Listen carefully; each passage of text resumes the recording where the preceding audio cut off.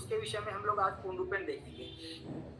ठीक है, बाकी धीरे धीरे सभी जातक आ रहे हैं, लेकिन आ रहे हैं। तो हम लोग सबसे पहले नक्षत्र इत्यादि, चलिए अब आप लोग सभी जातक बताइए कि नक्षत्र से संबंधित, ठीक है, नक्षत्र से संबंधित अब तक तो लगभग आप सभी को सब कुछ याद हो चुका होगा। अभी भी यदि किसी कोई जातक ऐसे हैं कि गुरुजी हमें 27 नक्षत्र ही नहीं याद हुए, तो वो भी बताएं कि अगर किसी को 27 नक्षत्र अभी तक भी नहीं याद है, तो आप ये देखिए आपके लिए सिर्फ एक ही ऑप्शन है कि फिर रटना, अर्थात अश्विनी से लेकर पूर्ण रूपेण रेवती नक्षत्र तक आप पूर्ण रूपेण डेली सुबह शाम, जैसे कोई भी डॉक्टर होते हैं सुबह शाम हमको दवाई देने के लिए बोलते हैं कि सुबह और शाम आपको खाना है, उसी प्रकार सुबह शाम आप पूर्ण रूपेण 27 नक्षत्रों को प्रणाम करिए और 27 नक्षत्रों को सिर्फ रटिए। अश्विनी भरणी कृतिका रोहिणी मृगशिरा आर्द्रा पुनर्वसु पुष्याश्लेषा मघा पूरा फल उत्तरा फल हंसिका स्वदेशा कर्णवदेशा, मतलब इसी प्रकार से इसी क्रम से आप पूर्ण रूपेण अश्विनी से लेकर रेवती तक रखिए, ताकि एटलीस्ट आपको 27 नक्षत्र तो पूर्ण रूपेण सबसे पहले याद हो। क्योंकि आप ये देखिए, इसलिए सबसे प्रारंभ में हमने नक्षत्र किया, राइट, इसलिए सबसे प्रारंभ में हमने नक्षत्र किया कि नक्षत्र से चीजें हम पूर्ण रूपेण जान लें। अब आप ये देखिए नक्षत्रों के स्वामी बहुत ज्यादा अनिवार्य है। अश्विनी ये नक्षत्रों के स्वामी आप सभी को याद है। अगर एक नक्षत्र का हम मान बोला जाए, ठीक है, एक नक्षत्र का मान कितना होगा, 13 अंश 20 कला, 13 अंश 20 कला। आप लोग सिर्फ सुनिए, अगर अभी भी किसी को डाउट होगा, कोई चीज नहीं याद होगी तो आप लोग पूछ लीजिएगा, क्योंकि आप ये देखिए इसके बाद मौका बिल्कुल भी नहीं मिलेगा। ठीक है, इसके बाद हम लोग पूर्ण रूपेण आगे बढ़ते चलेंगे। हर हर महादेव शक्ति जी, आगे बढ़ते चलेंगे, रुकेंगे नहीं। ठीक है, तो किसी भी प्रकार से किसी भी प्रकार से अगर कोई भी डाउट होगा, नक्षत्र, राशि, ग्रह, भाव, कोई भी व्यक्ति की ऊर्जा में नहीं आते, तो आज आप सारी चीजें पूर्ण रूपेण पूछ लीजिएगा, ताकि आगे से कोई दिक्कत ना हो। अब आप ये देखिए एक नक्षत्र का मान कितना है, 13 अंश 20 का। ठीक है, अब उसके साथ साथ कितने नक्षत्र मिलकर एक राशि बनती है, कितने नक्षत्र मिलकर एक राशि बनती है, तो उत्तर क्या है, 2.25 नक्षत्र। क्या है, 2.25 नक्षत्र, अर्थात 2.25 नक्षत्र मिलकर एक नक्षत्र पूरा होगा, दूसरा नक्षत्र पूरा होगा, और तीसरे नक्षत्र का एक चरण मिलकर एक राशि बनेगी। जैसे जैसे अश्विनी के अंदर 4 चरण, एक नक्षत्र के भी आप ये देखिए पूर्ण रूपेण हम लोग सौर मंडल को देखें। सौर मंडल कैसा, सौर मंडल पूर्ण रूपेण वृत्त है। अब कोई भी वृत्त का माप कितना होगा, 360 डिग्री, 360 डिग्री। ठीक है, 360 डिग्री अर्थात 360 डिग्री पूर्ण रूपेण होगा। अब आप ये देखिए कि 360 डिग्री में अगर हम लोग पूर्ण रूपेण डिवाइड करें, तो सबसे पहले 360 डिग्री में 12 राशि डिवाइड करनी है। मनीष शर्मा जी ध्यान से समझिएगा, 360 डिग्री में पूर्ण रूपेण हमें 12 राशि डिवाइड करनी है। ठीक है, अब आप ये देखिए 12 राशि डिवाइड करनी है, तो एक राशि को कितना मिलेगा, 360 में अगर 30 अंश। ठीक है, एक राशि को कितना मिलेगा, 30 अंश मिलेगा। एक राशि को 30, दूसरी राशि को 60, 90, जो 3 की टेबल होती है, जो 3 का पहाड़ा होता है, 3, 6, 9, 12, 15, 18, 21, 24, 27, 30, 33, 36, ये हो गई 12 राशि, अर्थात एक राशि को 30 अंश मिल गए। अब इसके अंतर्गत आप ये देखिए बड़ा 360 डिग्री का था, उसके अंदर हम लोगों ने 12 राशि विभाजित कर दी। अब आप ये देखिए राशियों के अंतर्गत भी क्या होते हैं, नक्षत्र। अब जिस प्रकार आप सभी ने बराबर बराबर 360 डिग्री में 12 राशि विभाजित की है, ठीक उसी प्रकार आप ये देखिए आप 27 नक्षत्र भी विभाजित करना है, किसने में, 360 डिग्री में। 360 डिग्री में पूर्ण रूपेण ये 27 नक्षत्र बराबर बराबर विभाग आपको करना है पूर्ण रूपेण। ठीक है, अब आप बताएं यदि ये 27 जो नक्षत्र हैं, 27 नक्षत्र यदि हम बराबर विभाजित करेंगे, तो एक नक्षत्र को कितना मिलेगा बताइए, 13 अंश 20 कला। वेरी गुड, 13 अंश 20 कला एक नक्षत्र को मिलेगा। ठीक है, तो एक नक्षत्र को 13 अंश 20 कला मिलेगा। तो इसी प्रकार आप ये देखिए पूरे 27 नक्षत्रों को भी 13 अंश 20 कला करते, इसी प्रकार आगे हम लोग बढ़ते जाएंगे। प्रथम नक्षत्र को 13 अंश 20 कला, उसके बाद अश्विनी नक्षत्र को 20 कला, हर हर महादेव। अश्विनी के बाद भरणी नक्षत्र है, भरणी नक्षत्र को भी 13 अंश 20 कला, तो कितना हो गया, 26, 40, फिर उसमें 13 अंश 20 कला। ऐसे जब आप पूर्ण रूपेण 27 नक्षत्रों को काउंट करेंगे, 27 नक्षत्रों को जोड़ेंगे, तो टोटल कितना आएगा, 360 डिग्री, 360 डिग्री। ठीक है, तो ये 27 नक्षत्र विभाजित हो गए। अब आप ये देखिए, ये एक क्रम बन गया। आप इतना समझ रहे हैं? ये एक संपूर्ण रूप से आज की क्लास इसीलिए बहुत ज़्यादा इम्पोर्टेंट है, इसलिए क्योंकि पिछला अगर कोई भी अगर आपका डाउट होगा, कोई भी चीज़ किसी प्रकार का अगर विस्मृत हो गई होगी, क्योंकि 10-12 दिन आप लोगों ने कई लोग ऐसे होंगे कि कुछ पढ़ाई-लिखाई इत्यादि तो हो नहीं पाई होगी, व्यस्तता की वजह से। इसलिए सभी जातक आज पूर्ण रूपेण पूछ लें, ठीक है? अब आप ये देखिए कि अभी भी कई जातक नहीं आए, तो आप लोग के जो मित्रगण इत्यादि हैं, ठीक है, उन सभी जातकों से आप बोल दें कि कोई भी क्लास आप मिस ना करें, ठीक है, क्योंकि अब हम लोग आगे बढ़ेंगे, ऐसा नहीं कि सबका इंतजार ही करते रह जाएंगे। कम से कम जैसे इसके पहले आप ये देखिए 110, 15, 20, 100 इतनी संख्या जाती थी, अभी देखिए 77 लोग ही दिख रहे हैं। तो कहने का तात्पर्य है कि अब आप ये देखिए, ये जो चक्र बना है, कौन सा चक्र? 360 डिग्री का आप ये देखिए चक्र हो गया, जिसमें 12 राशि भी आ गई और उसी 360 डिग्री में 27 नक्षत्र भी आ गए। इतना क्लियर हुआ? ठीक है, कि एक एक राशि आ गई, पूरी 12 राशि और 27 नक्षत्र। अब इनके ऊपर कौन चलेंगे? अब इनके ऊपर ग्रह विचरण करेंगे। अब इनके ऊपर कौन विचरण करेंगे? अब इनके ऊपर पूर्ण रूपेण ग्रह विचरण करेंगे। तो अब आप ये देखिए कि जैसे कोई भी ग्रह यदि किसी नक्षत्र पर गोचर कर रहा है, तो उस नक्षत्र के साथ साथ वो किसी राशि के प्रभाव पर भी, अर्थात किसी राशि के ऊपर से भी गोचर कर रहा है। और इसी प्रकार से यदि कोई ग्रह आप ये देखिए राशि के ऊपर से गोचर कर रहा है, राशि के ऊपर से जा रहा है, तो उसी प्रकार से वो नक्षत्र के ऊपर से भी जा रहा है। जिस प्रकार कोई भी ट्रेन, आप ये देखिए कोई भी ट्रेन चलती है, तो कोई भी ट्रेन जो मतलब एक्सप्रेस होती है या कोई बड़ी ट्रेनें होती है, तो छोटे स्टेशन पर नहीं रुकती है। लेकिन क्या इसका तात्पर्य ये हुआ कि वो वहां से नहीं जा रही है? वो वहां से जा रही है लेकिन रुकती नहीं है, वो अलग विषय। ठीक है, तो ठीक उसी प्रकार से कोई भी ग्रह चलते हैं, तो वो राशियों से होते हुए एवं राशियों के साथ साथ आप ये देखिए राशियों के अंतर्गत जो नक्षत्र हैं, वो उन नक्षत्रों पर से भी चलती है। इसी प्रकार हमने आप सभी को पूर्ण रूपेण बताया भी था। अब जैसे कोई भी ग्रह, जैसे आज रविवार है, रविवार के स्वामी कौन है? सूर्य देवता। सभी जातक सूर्य देवता का भी पूर्ण रूपेण ध्यान कर लीजिए, अपने पिता का भी ध्यान कर लीजिए। जिनके पिता इत्यादि नहीं है, वो पिता समान बड़े पिता या चाचा, उनका इत्यादि ध्यान कर लीजिए। ठीक है, तो अब आप ये देखिए कि जैसे सूर्य देवता कहीं भी चल रहे हैं मेष राशि पर, अश्विनी नक्षत्र पर। अब सूर्य देवता अश्विनी नक्षत्र पर यदि चल रहे हैं, तो अश्विनी नक्षत्र के साथ वो कौन सी राशि पर गोचर कर रहे हैं? मेष राशि। ठीक है, वो अश्विनी नक्षत्र सबसे पहला नक्षत्र है, तो अश्विनी नक्षत्र के साथ साथ वो कौन सी राशि पर गोचर कर रहे हैं? मेष राशि। अब हमने आपको पहले भी ये बताया था कि आप ये देखिए मेष राशि है। अब मेष राशि में आप ये देखिए कौन कौन से नक्षत्र होते हैं? अश्विनी, भरणी, कृतिका, भरणी, भरणी,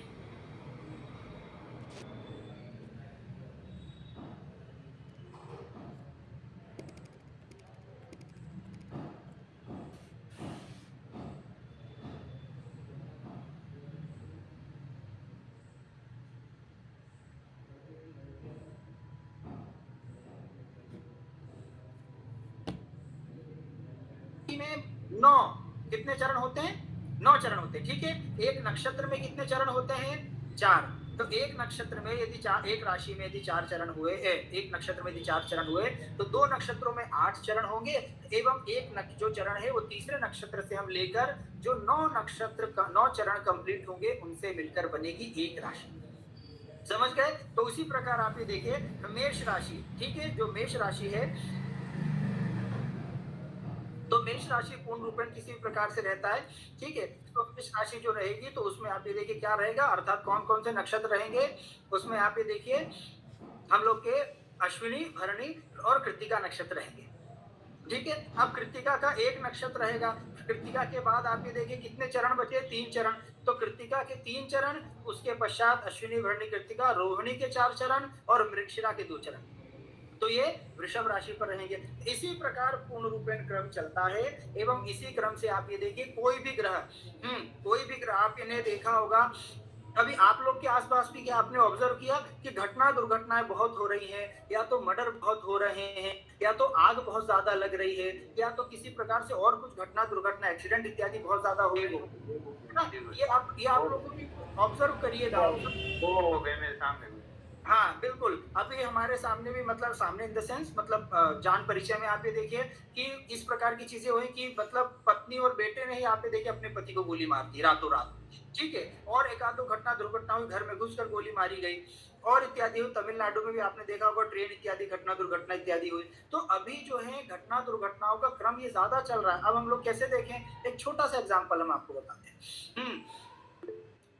अभी आप ये देखिए कि क्योंकि कहीं कहीं भी ठीक है यहाँ पर भी तो अभी आप देख रहे होंगे ऑब्जर्व करिएगा आप लोग कहीं के भी हैं किसी भी क्षेत्र या किसी भी शहर से आप लोग परिचय रखते होंगे तो आसपास बहुत ज्यादा घटना दुर्घटनाएं हो रही है उसका कारण ये है कि आप ये देखिए सबसे ज्यादा घटना दुर्घटनाओं में कौन से ग्रह आएंगे राहु केतु मतलब राहु केतु तो घटना दुर्घटना में आएंगे ही आएंगे कोई भी यदि किसी प्रकार शहर में कोई घटना दुर्घटना हो रही है आग लग रही है या कुछ भी हो रहा है तो राहु केतु तो आएंगे ही आएंगे अब आप ये देखिए अभी कन्या राशि जैसे अभी हमने आपको बताया तो कन्या राशि ठीक है अभी कन्या राशि पर आप ये देखिए दो ग्रह गोचर कर रहे हैं सूर्य एवं केतु गोचर करने का तात्पर्य है चलना ठीक है मतलब वर्तमान समय में यदि आप सौर मंडल में देखेंगे तो सूर्य देवता कौन सी राशि पर है आप सभी को पता है कि सूर्य देवता एक महीने आगे ये भी बताएंगे एक महीने एक राशि जैसे 14 जनवरी को आप सभी मकर संक्रांति मनाते होंगे खिचड़ी मनाते होंगे है ना या इस प्रकार जो भी जिस समय पतंग इत्यादि उड़ाया जाता है तो सूर्य देवता आप भी देखिए मकर संक्रांति क्यों क्योंकि उसी समय अर्थात 14-15 जनवरी के दिन सूर्य देवता मकर राशि पर आते हैं सूर्य देवता तो उसी दिन मकर राशि पर आते हैं इसलिए उस पर्व का नाम मकर संक्रांति कर्क संक्रांति नहीं है ठीक है तो ये चीज है मकर राशि इसी प्रकार एक एक महीने पूर्ण रूपेण आप ये देखिए गुरु जी मेरे मामा की लड़की के ऊपर बिजली गिरी और कल वो खत्म हो गई अब ये देखिए अब बिजली गिरी मतलब वहां भी करंट आप समझ रहे हैं और सारी घटना दुर्घटना या तो मर्डर से रिलेटेड या तो करंट से या तो आग से या तो बिजली से मतलब अग्नि तत्व से ही हो रही है सारी घटना दुर्घटना जी कारण क्यों है जी बोले राहुल जी बोले मुझे भी करंट लग गया था इन्वर्टर ने पकड़ लिया अभी कमर की हड्डी का फ्रैक्चर हो गया ये कब हुआ अभी मतलब 19 तारीख को अरे बाप रे अब ये देखिए थोड़ा तो अभी ठीक है आप स्वास्थ्य मुझे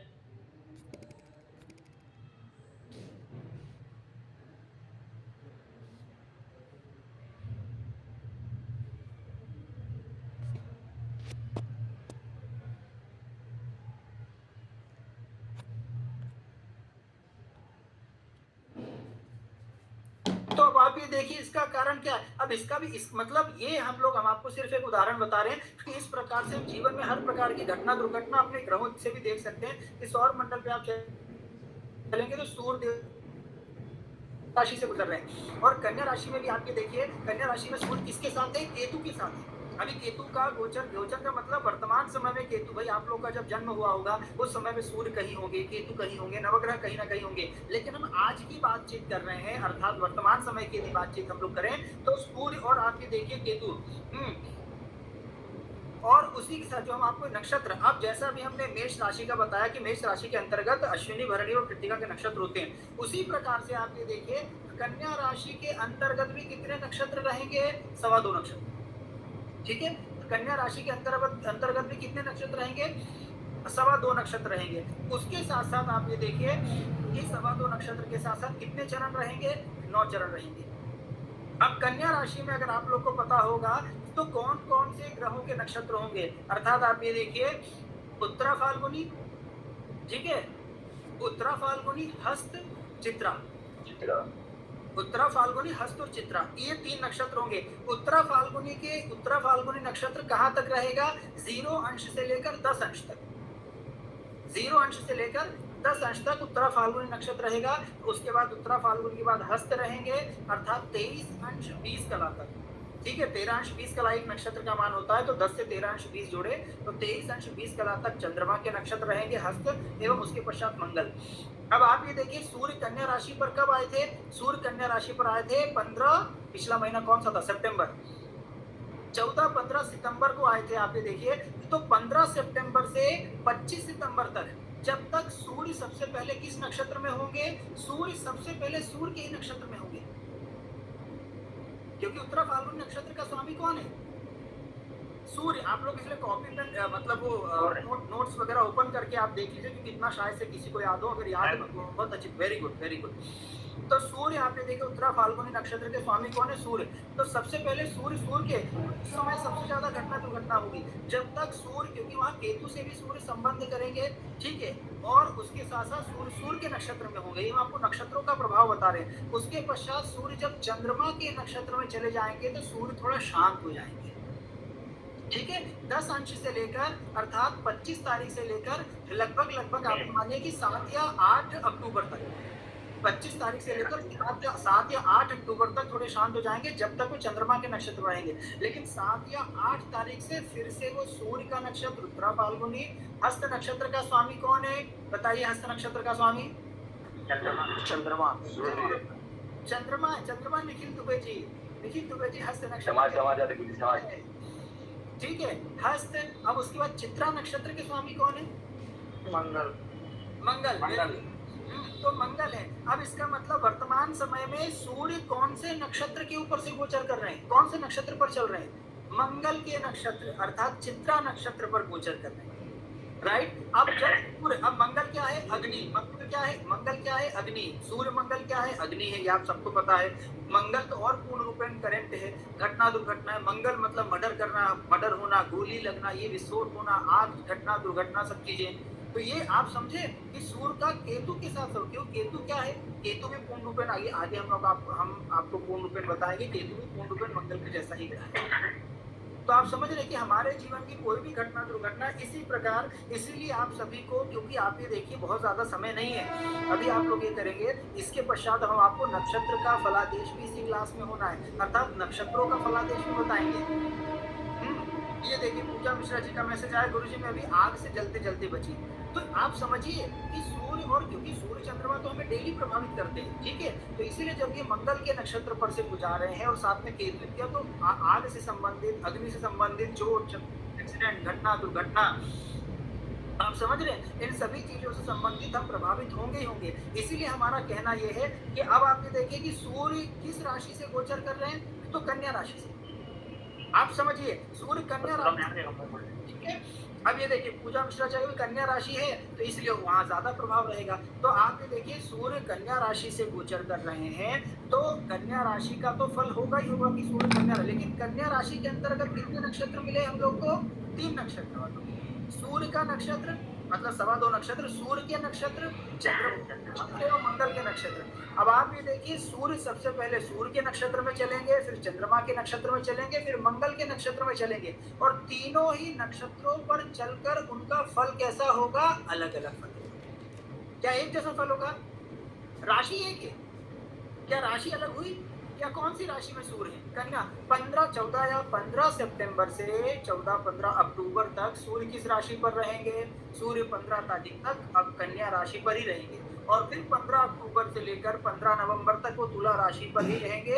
ये सिद्धांत पूर्ण रूपेण फिक्स है, इसमें कभी भी अंतर नहीं आने वाला। 1-2 दिन आगे पीछे हो सकते हैं कि 15 की जगह 16 हो जाए, है ना, इस प्रकार हो जाए, लेकिन ये सिद्धांत हमेशा यही रहेगा। आज आदि अनादि काल से सिद्धांत चला आ रहा है। जब राम जी भगवान थे, कृष्ण जी थे, तो भी यही, उस समय भी आप ये देखिए अगर किसी का 15 अक्टूबर का जन्म है तो सूर्य तुला राशि पर ही, 15-16 का जन्म है तो सूर्य तुला राशि पर ही मिलेगी जिंदगी।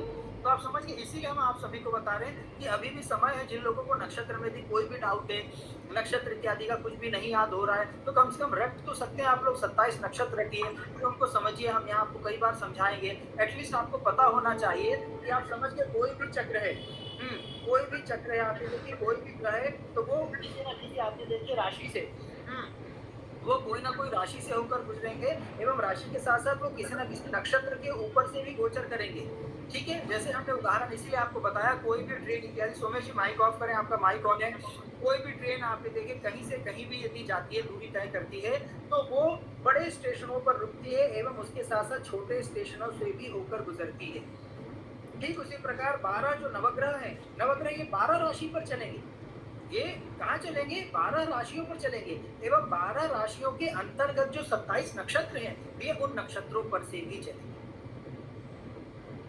ठीक है, ये हमेशा याद रखिएगा। ये नक्षत्रों का फलित, क्योंकि आगे फलित इत्यादि करना है, तो आपको सूक्ष्मता से यदि फलित करना है, तो इसके लिए ये चीज जानना अति आवश्यक है। और आपका देखिए जो बेसिक चीजें हैं वो जानना बहुत ज्यादा जरूरी है। एक नक्षत्र का भाग ये हुआ। दूसरा नक्षत्र का भाग हमने आप सभी को क्या बताया था?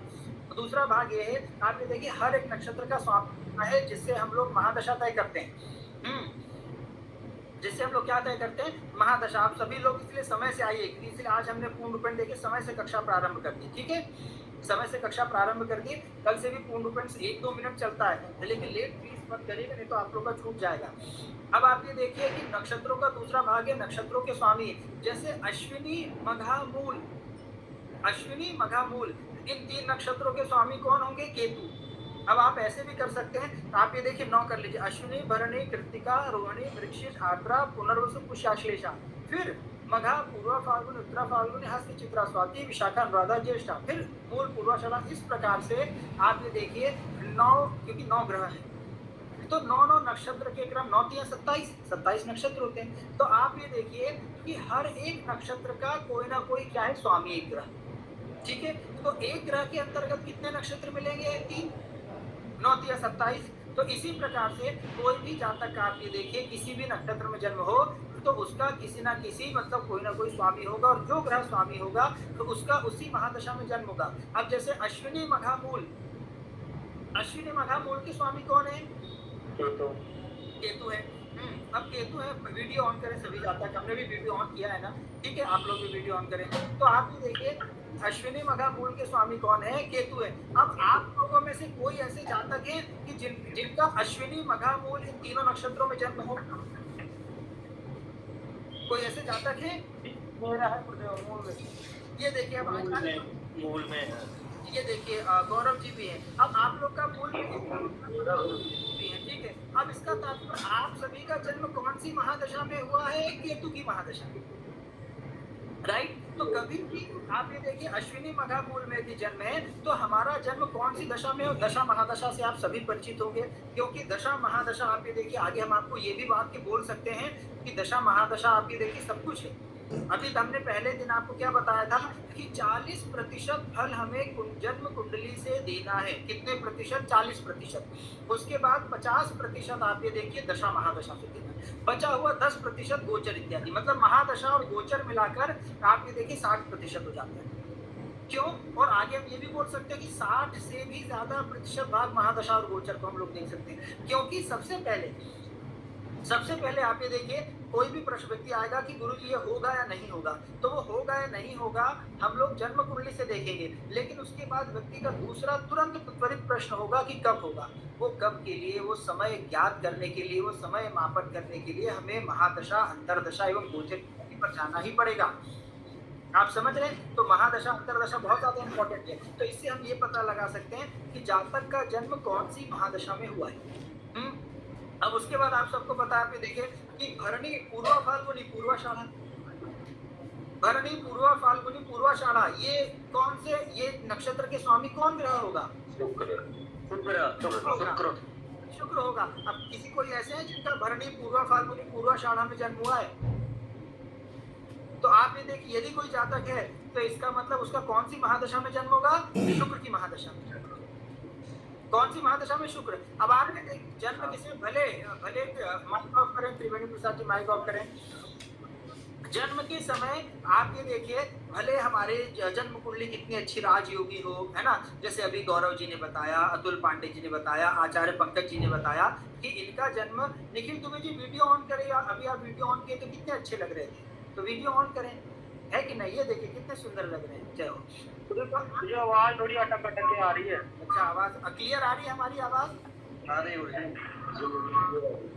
ठीक है, चलिए और धीरे हम बोल दे रहे, कोई दिक्कत नहीं है। तो अब आप समझ गए। अब आप भी जैसे आप लोग की बहुत सिंपल सा फलादेश है, जैसे अभी 3 लोगों ने बताया, आचार्य पंकज जी ने बताया, अतुल जी ने बताया, गौरव जी ने बताया कि इन तीनों का जन्म केतु की महादशा में हुआ है। अब भले आपकी कुंडली में आप ये देखिए केतु कितनी ही अच्छी स्थिति में हो, कहीं भी बैठा हो, लेकिन अब केतु देवता की दशा है, केतु पापी ग्रह इत्यादि है, तो जब तक ये केतु का समय चलेगा तो वो समय तो घटना, दुर्घटना, परेशानी, कष्ट, संघर्ष, सेपरेशन, अलगाव, दूरी, अटैचमेंट, ये सब चीजें होंगी कि नहीं।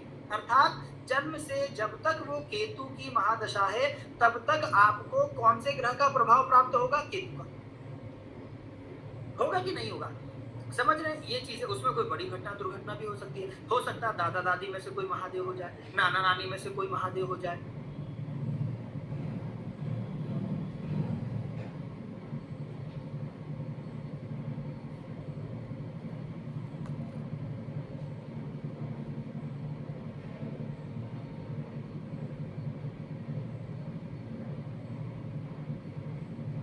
अगर किसी जातक की या जातिका की पत्रिका में शुक्र अच्छी स्थिति में है तो वो जातक जब से पैदा होगा, पैदा होते ही उसके पिताजी की इनकम बढ़ जाएगी, 10 गुनी इनकम हो जाएगी, उसकी माता खुश रहने लगेगी, तो उसकी माता, उनके माता पिता को घर में सुख संपत्ति, धन वैभव, ऐश्वर्य, कीर्ति, लक्ष्मी, यश सब कुछ प्राप्त होने लगेगा। जी हमारा हुआ था पूर्वा कॉलोनी में, लेकिन हमारे घर के बाद तुरंत बाढ़ आ गई। बाढ़ आ गई तो कुछ ज्यादा ही शुक्र आपको लगता है मजबूत है, क्योंकि जल तत्व है शुक्र, तो पूरी बाढ़ आ गई। सही है कि नहीं? तो कहने का तात्पर्य ये है, बाढ़ आई है सौरभ पांडे जी, तो वो तो ऐसा तो नहीं कि सिर्फ बाढ़ आपके लिए आई थी, राइट? है ना, और भी तो लोगों को प्रभावित की हुई। लेकिन आप ये देखिए कि शुक्र की महादशा में तो और क्या हुआ था, मतलब आपके साथ इंडिविजुअल क्या हुआ था, मतलब व्यक्तिगत आपके जीवन में आपके हमारा घर गिर गया था। घर गिर गया था। तो अब ये शुक्र, इससे क्या पता चलता है कि इनका शुक्र भी महादेव है। सही बात है कि नहीं? इनका शुक्र भी क्या है? महादेव। मतलब शुक्र में किसी प्रकार की पावर नहीं है। तो ऐसे आप ये देखिए कि जब भी हमारा कोई भी ग्रह आता है हमारी लाइफ में, जिस ग्रह में हमारा जन्म होता है, जिस ग्रह की महादशा चलती है, तो आप ये देखिए उसी ग्रह के अनुसार हमारी लाइफ में, उसी ग्रह के अनुसार ही सारे जीवन में घटना दुर्घटना होती है। इसीलिए आप नक्षत्रों के स्वामी भी को याद कर लीजिए। अब जैसे किसी का जन्म मान के चलिए कि आर्द्रा, स्वाति, शतभिषा, किसी का हुआ आर्द्रा नक्षत्र, स्वाति नक्षत्र, शतभिषा नक्षत्र में। अब इन तीनों नक्षत्रों में से यदि किसी का जन्म हुआ है तो कौन सी महादशा में होगा? राहु।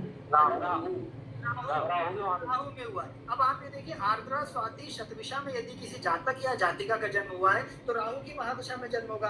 अब यदि उस जातक या जातिका की पत्रिका में राहु कैसे भी होंगे, लेकिन घटना दुर्घटना तो देंगे ही। एक चीज हमेशा याद रखिएगा, कभी भी देखिए बचपन में जब भी कोई ग्रह अगर पीड़ित ग्रह मिलता है वो अवश्य बहुत ज्यादा प्रभावी होता है, क्योंकि बचपन में कोई भी बच्चा, जातक या जातिका हो, बहुत उनका जो शरीर रहता है बहुत सेंसिटिव रहता है।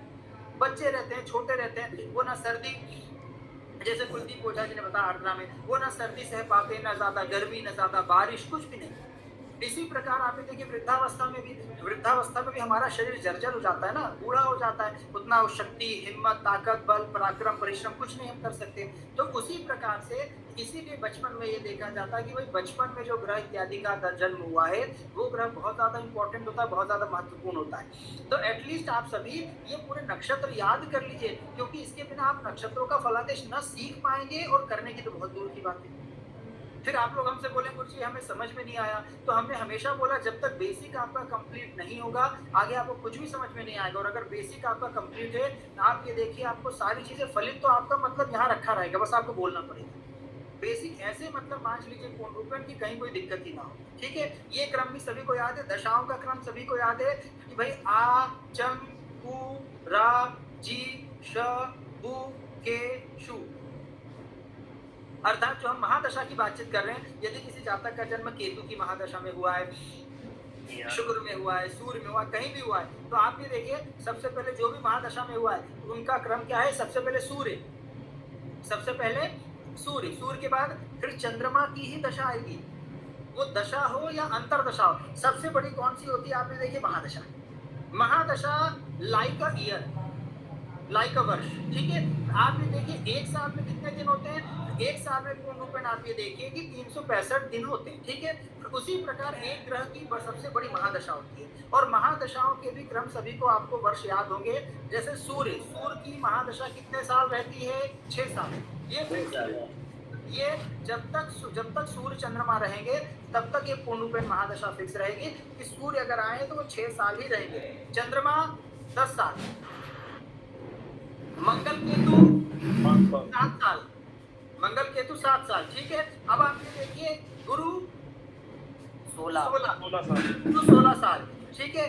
बुध 17 साल, 17 साल, राहु 18 साल, 18 साल, शनि 19 साल, शुक्र 20 साल। 20 साल। याद कर लीजिए कि सूर्य आप देखिए सबसे कम 6 साल हो गए, फिर चंद्रमा 10 साल हो गए, सूर्य चंद्रमा 6 और 10 हो गए, मंगल केतु एक साथ याद कर लीजिए 7 साल हो गए। तो उसके पश्चात क्रम से चलिए 16, 17, 18, 19, 20। 16 साल कौन रहेंगे? गुरु। 17 साल बुध, 18 साल राहु, 19 साल शनि, 20 साल शुक्र, ठीक है। तो आप ये देखिए कि महादशा मतलब क्या हो गया? लाइक अ वर्ष, ठीक है। अर्थात कोई भी ग्रह की महादशा, अर्थात महादशा मतलब 1 साल हो गया। अब आप ये देखिए 1 साल के अंतर्गत क्या 12 महीने होते हैं, एक साल के अंदर 12 महीने होते हैं, तो महादशा के अंदर भी क्या होती है, अंतरदशा होती है। उसके हम लोग महादशा के अंदर अंतरदशा को कई जगह भुक्ति भी बोला जाता है। भुक्ति अर्थात जो हमें भोग करना रहता है, लेकिन अंतरदशा बोलिए। महादशा सबसे बड़ी, महादशा के अंदर अंतरदशा। जैसे एक साल के अंदर 12 महीने, 12 महीने के अंदर भी क्या होता है, मतलब एक महीने के अंदर क्या होते हैं, फिर आप देखिए दिन होते हैं, कितने दिन होते, मतलब एक महीने के अंदर घंटे होते हैं, ठीक है, अर्थात एक दिन में 24 घंटे होते हैं। तो आप ये देखिए उसी प्रकार से महादशा, अंतरदशा के अंदर भी प्रत्यंतर दशा भी होती है। उससे हम लोग एक एक्यूरेट समय निकाल सकते हैं कि आप ये देखिए कि कोई भी व्यक्ति आया है तो आप लोग माइक ऑफ करें त्रिवेणी प्रसाद जी, हम लोग ये भी निकाल सकते हैं कि जातक का 4 महीने में क्या होगा, 5 महीने में क्या होगा, 6 महीने वाला समय कैसा है, आप समझ रहे हैं। तो इसलिए आप समझ गए कि सबसे पहले महादशा, अंतरदशा और प्रत्यंतर दशा, और यही हमारे समय अभी वर्तमान में कैसा समय चल रहा है। वर्तमान में आप ज्योतिष विज्ञान सीख पाएंगे, नहीं सीख पाएंगे, रुकावटों के साथ सीख पाएंगे, या तबीयत खराब हो जाएगी ज्योतिष विज्ञान सीखते ही, या कई लोग इस विज्ञान से आप देखिए अपने जीवन के सारे कष्ट दूर कर देंगे, कई लोग कुछ भी नहीं सीख पाएंगे। ये सारी चीजें डिपेंड करती है कि वर्तमान में आपकी कौन सी दशा अंतरदशा चल रही है, समझ रहे हैं। तो ये दशा अंतरदशा का महत्व बहुत ज्यादा है। इसीलिए आप सभी लोग पूर्ण रूपेण नक्षत्र जो है, ग्रह जो है, ग्रह का क्रम याद कर लीजिए कि भाई सबसे पहले सूर्य चलेंगे, सूर्य के बाद चंद्रमा ही आएंगे, वो महादशा में हो, अंतरदशा में हो या प्रत्यंतर दशा में। 2021 आया तो भी सबसे पहले कौन सा महीना आया, जनवरी, उसके बाद फरवरी आया। 2022 में भी यही हुआ, जनवरी सबसे पहले आया ना, फिर जनवरी, फरवरी, मार्च, अप्रैल। 2023 में भी यही हुआ, 2024 में भी यही हुआ, और 2025 में भी सबसे पहला महीना कौन सा आएगा, जनवरी के बाद फिर फरवरी, मार्च, अप्रैल, मई, जून, जुलाई इत्यादि इत्यादि। तो ठीक उसी प्रकार से ग्रहों का भी क्रम यही रहेगा, ठीक है। तो आप ये देखिए नक्षत्र पूर्ण रूप याद कर लीजिए। उसके पश्चात आप ये देखिए नक्षत्रों के स्वामी भी याद कर लीजिए। गुरु जी, मेरे गुरु की महादशा चल रही है। अब आप ये देखिए आपके यदि गुरु की महादशा चल रही है नितिन शर्मा जी, तो गुरु के पहले कौन सी दशा चल रही थी, राहु की। गुरु के पहले कौन सी दशा आएगी, आ चंग कु, कु मतलब कुज, कुज मतलब मंगल, कुज के बाद रा मतलब राहु, राहु के बाद गुरु। तो गुरु के पहले राहु की महादशा ही सबकी आएगी, और गुरु के बाद अब जैसे नितिन शर्मा जी की गुरु की महादशा चल रही है, तो गुरु के बाद कौन सी महादशा आएगी, शनि, ठीक है। तो जिस ग्रह की महादशा चलेगी वो ग्रह हमारी कुंडली में कैसा है, उस ग्रह का हमारी कुंडली में प्लेसमेंट क्या है, अर्थात वो कहाँ बैठा है, किसके साथ बैठा है ना, किस ग्रह से दृष्टि है, किस ग्रह के साथ बैठा है, कहाँ का स्वामी होकर पूरा बैठा है, उसकी पूरी स्थिति हमें जाननी पड़ेगी। उसी के अनुसार हमें उस समय उस दशा का फल इत्यादि प्राप्त होगा। राहु केतु भी आप देखिए जब उनकी भी तो दशा आएगी, जब राहु की अगर दशा चल रही है तो राहु जहां बैठा होगा, जिसके घर में बैठा होगा, जिसके साथ बैठा होगा, जिससे प्रभावित होगा, जिससे पूर्ण उसका संपर्क इत्यादि रहेगा, कनेक्शन रहेगा, उसी प्रकार से राहु अपनी वहां दशा में फल देंगे, ठीक है। तो ये चीजें पूर्ण रूप में आप सभी याद कर लीजिए। ग्रहों आप ये देखिए, इसके बाद हम लोग जो राशि इत्यादि पढ़े थे, कम से कम राशियों के स्वामी कहीं भी, अब आप लोग कम से कम कुंडली की प्रैक्टिस करिए। जैसे कोई भी कुंडली हो, हम कोई भी कुंडली बोले, सपोज आप ये देखिए सिंह लग्न की पत्रिका, अगर हम पूछे कि सिंह लग्न की पत्रिका में 5वें घर का स्वामी कौन होगा, बताइए। गुरु, धनु राशि। वेरी गुड, ये तो धनु राशि आपने बताई, जिसने भी बताई, हमने स्वामी पूछा है, आपने राशि पूछी है।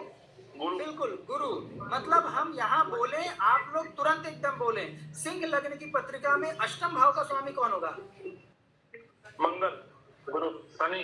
क्या बात है, एक शनि बोल रहे हैं, एक मंगल बोल रहे हैं, दोनों ही गलत है। अरे गुरु होंगे सिंह लग्न की पत्रिका में अष्टम भाव का स्वामी गुरु। अब वो सॉरी तो ठीक है, हमको कोई दिक्कत नहीं है, लेकिन यही हम आपको प्रैक्टिस के लिए बोल रहे हैं। हम तो माफ, ये बहुत बड़ा हृदय, कोई दिक्कत नहीं, लेकिन आप लोगों को एक ने मंगल बोला, एक ने शनि बोला, दोनों ने गलत बोला। मतलब ये प्रैक्टिस रखनी है कि सिंह लग्न की पत्रिका में अष्टमेश गुरु, मीन लग्न की पत्रिका में आप ये बताइए दशम भाव का स्वामी कौन होगा, गुरु, गुरु, गुरु,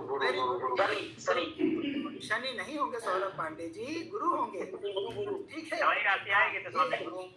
चलिए धनु लग्न की पत्रिका में षष्ठ भाव के स्वामी कौन होंगे, मंगल, शुक्र होंगे। मंगल कौन है, आइए सामने, मंगल कौन बोला, शुक्र होंगे धनु लग्न की पत्रिका में छठे भाव के स्वामी, ठीक है। बिल्कुल, तो आप लोग ये देखिए प्रैक्टिस करें, क्योंकि आप लोग इतना समझिए कि आप ये देखिए जैसे हमने धनु लग्न बोल दी, माइक ऑफ करें, लग्न तो सिर्फ 12 है, क्या 12 के अतिरिक्त कोई लग्न है? भाई मेष से लेकर मीन तक लग्न है। अब अगर कोई भी लग्न, जैसे हम लोग ने सपोज सिंह लग्न की बात की, ठीक है, तो अब आप ये देखिए सिंह लग्न है, तो सिंह लग्न में जो राशि जिस भाव में स्थिर है ही और वही रहेगी। अगर सिंह लग्न की पत्रिका में हमने आपसे पूछा पंचमेश गुरु है, तो आपकी हो, हमारी हो, मोती जी की हो या फिर किसी और की हो, तो पंचमेश कौन होगा? सिंह लग्न में गुरु था, है और रहेगा। सिंह लग्न की पत्रिका में अष्टमेश कौन है? गुरु। वही थे, वही है, वही रहेंगे, वो कभी नहीं बदलेंगे। तो ये चीजें तो फिक्स हुई ना, आप समझ गए कि नहीं? तो कम से कम ये प्रैक्टिस तो करिए। वृषभ लग्न की पत्रिका में दशमेश कौन होगा? शनि। Shani, very good, Shani. ये प्रैक्टिस करिए। और इसमें प्रैक्टिस में क्या है, आप ये देखिए 2 नंबर सीख लीजिए, हर एक नंबर के सामने वाला नंबर देख लीजिए। जैसे हमेशा 1 के सामने कौन आएगा? 7, कोई भी कुंडली हो, ठीक है, 1 के सामने क्या आएगा? 7, और 7 के सामने 1, 1 7 आमने सामने, 2 के सामने 8, 8 के सामने 2, 3 के सामने 9, 9 के सामने 3, 4 के सामने 10, 10 के सामने 4, 5 के सामने 11, 11 के सामने 5 और 6 के सामने 12, 12 के सामने 6। ये हो गई 12 राशि। तो अगर आपको, जैसे अब हमने पूछा कि वृषभ लग्न की पत्रिका में नवम भाव का स्वामी कौन होगा, मान लीजिए, तब आप क्या करेंगे? वृषभ लग्न मतलब 2, 2 के सामने 8, 8 पहुंच गया सप्तम भाव पे, 9 10 मतलब मकर राशि होगी, मतलब स्वामी शनि, नवमेश। तो आप इसे प्रैक्टिस करते रहेंगे, क्योंकि ये चीजें प्रैक्टिस से होगी। एक चीज हम हमेशा बताए हैं, पहले भी बताया था, अगर आप लोग थ्योरी इत्यादि थियोरेटिकल पढ़ने आए हैं, पढ़ेंगे सब चीजें, गुरु किताबें पढ़े, नोट्स पढ़े, सब चीजें, कुछ नहीं होने वाला। स्पष्ट नोट्स को जब तक आप उस कुंडली पर अप्लाई नहीं करेंगे, सिर्फ कुंडली देखिए, कुंडली देखिए कौन से भाव का स्वामी कहाँ बैठा है, किसके साथ बैठा है, कुंडली को देखिए, देखते रहिए। जैसे आप लोग कभी किसी कन्या इत्यादि को भी देखते होंगे, कोई सुंदर लगती होगी, कोई वृक्ष इत्यादि देखते होंगे, सुंदर लगता होगा, देखते रहते हैं कि नहीं? उसी प्रकार ग्रहों को देखिए, ग्रहों को देखिए, तो ग्रहों को देखते रहिए, वो ग्रह अपने आप बोलेंगे, वो ग्रह अपने आप बोलेंगे। आप शुक्र को देखते रहिए, शुक्र अपने आप बोलेगा, अरे भाई बताओ काम क्या है, क्यों मुझे देख रहे हैं, शुक्र अपने आप बोलने लगेगा। ज्यादा देखो गुरुजी ऐसा हुआ हमारे साथ, आपने बताया, उसके बाद हम कुंडली देखे 2 लोगों की, तब तक हम भाव सीखते, तो भाव से हमने जो प्रेडिक्शन किया, जी आवाज कट गई थोड़ी कुलदीप जी आपकी। केवल 70-80% भाव, जो भाव से हमने जो देखा प्रेडिक्शन, वो 70-80% तक एकदम सटीक गया है। ये देखिए, तो बस आप लोग इसीलिए ठोस में बेसिक को एक बार पूरा कंप्लीट कर लीजिए। भाई कोई भी लग्न हो, तुला लग्न है, तुला लग्न में आप ये बताइए अष्टमेश कौन होगा? तुला लग्न में अष्टमेश कौन होगा? शुक्र। लग्नेश, लग्नेश कौन होगा? लग्नेश कौन होगा? शुक्र। तो ऐसे पूर्ण रूपेण कोई भी लग्न हो, सबसे पहले इस चीज की प्रैक्टिस, 12 ही लग्न है, 12 लग्न को अपने दिमाग में, मस्तिष्क में इस प्रकार स्थित कर लीजिए। कोई अगर रास्ते में बोलता है कि गुरुजी मेरी सिंह लग्न है, आप तुरंत पूछिए सूर्य कहाँ है तुम्हारा, क्योंकि लग्नेश कौन होगा? सूर्य। गुरु कहाँ है? क्योंकि गुरु पंचमेश होंगे। वो बोलता है गुरुजी करियर में बहुत दिक्कत आ रही है। अच्छा, सिंह लग्न में दशमेश कौन होगा? दशमेश कौन होगा? मंगल, शुक्र होगा।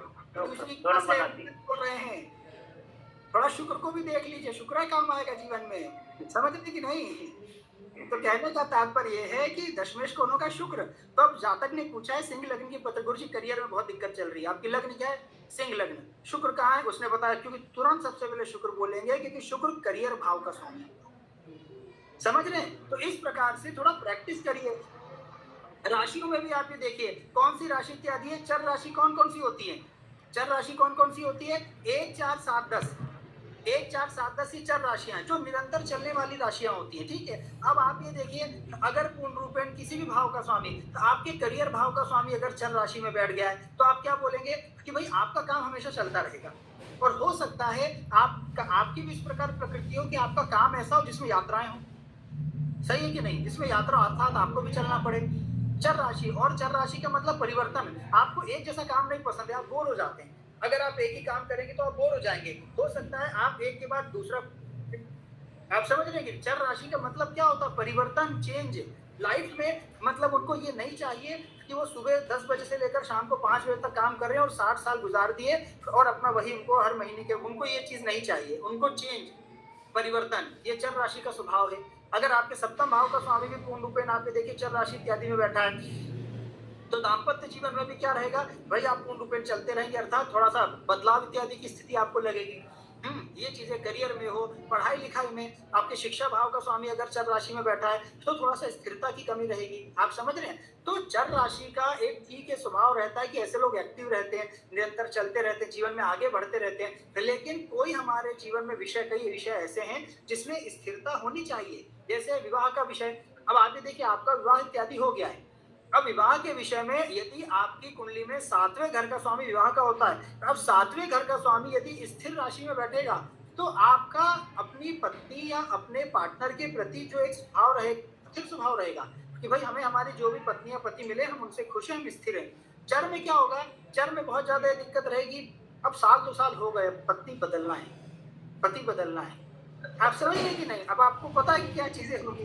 तो कहने का तात्पर्य यही है कि ये चर राशि का स्वभाव है। स्थिर मतलब थोड़ा सा स्थिरता, हमारे मन में स्थिरता, हमारे मस्तिष्क में स्थिरता, हमारे स्वभाव में स्थिरता, हमारे काम में स्थिरता, हमारे शिक्षा दीक्षा में, अर्थात हर एक विषय में हमारे थोड़ा सा स्थिरता होना, चंचलता ना होना। ठीक है, ये पूर्ण रूपेण स्थिरता का द्योतक होती है। ठीक है, कि कोई भी चीज है, आपके करियर भाव का स्वामी अगर स्थिर राशि में बैठा है तो आप जो भी काम करेंगे लेकिन स्थिरता से करेंगे। भाई मुझे सेटल होना और मैं इस काम में खुश हूँ, मैं बोर नहीं हो रहा हूँ, मैं इसी काम को करूंगा। जैसे हम कुंडली इत्यादि देख रहे हैं तो भाई हमें और कुछ नहीं आता, हमें कुंडली देखना आता है और पढ़ाना आता है, तो हम यही करेंगे, हम स्थिर अपने काम। तो इस प्रकार आप ये देखिए, ये राशियां याद करिए, 1, 4, 7, 10 ये चर राशियां हैं।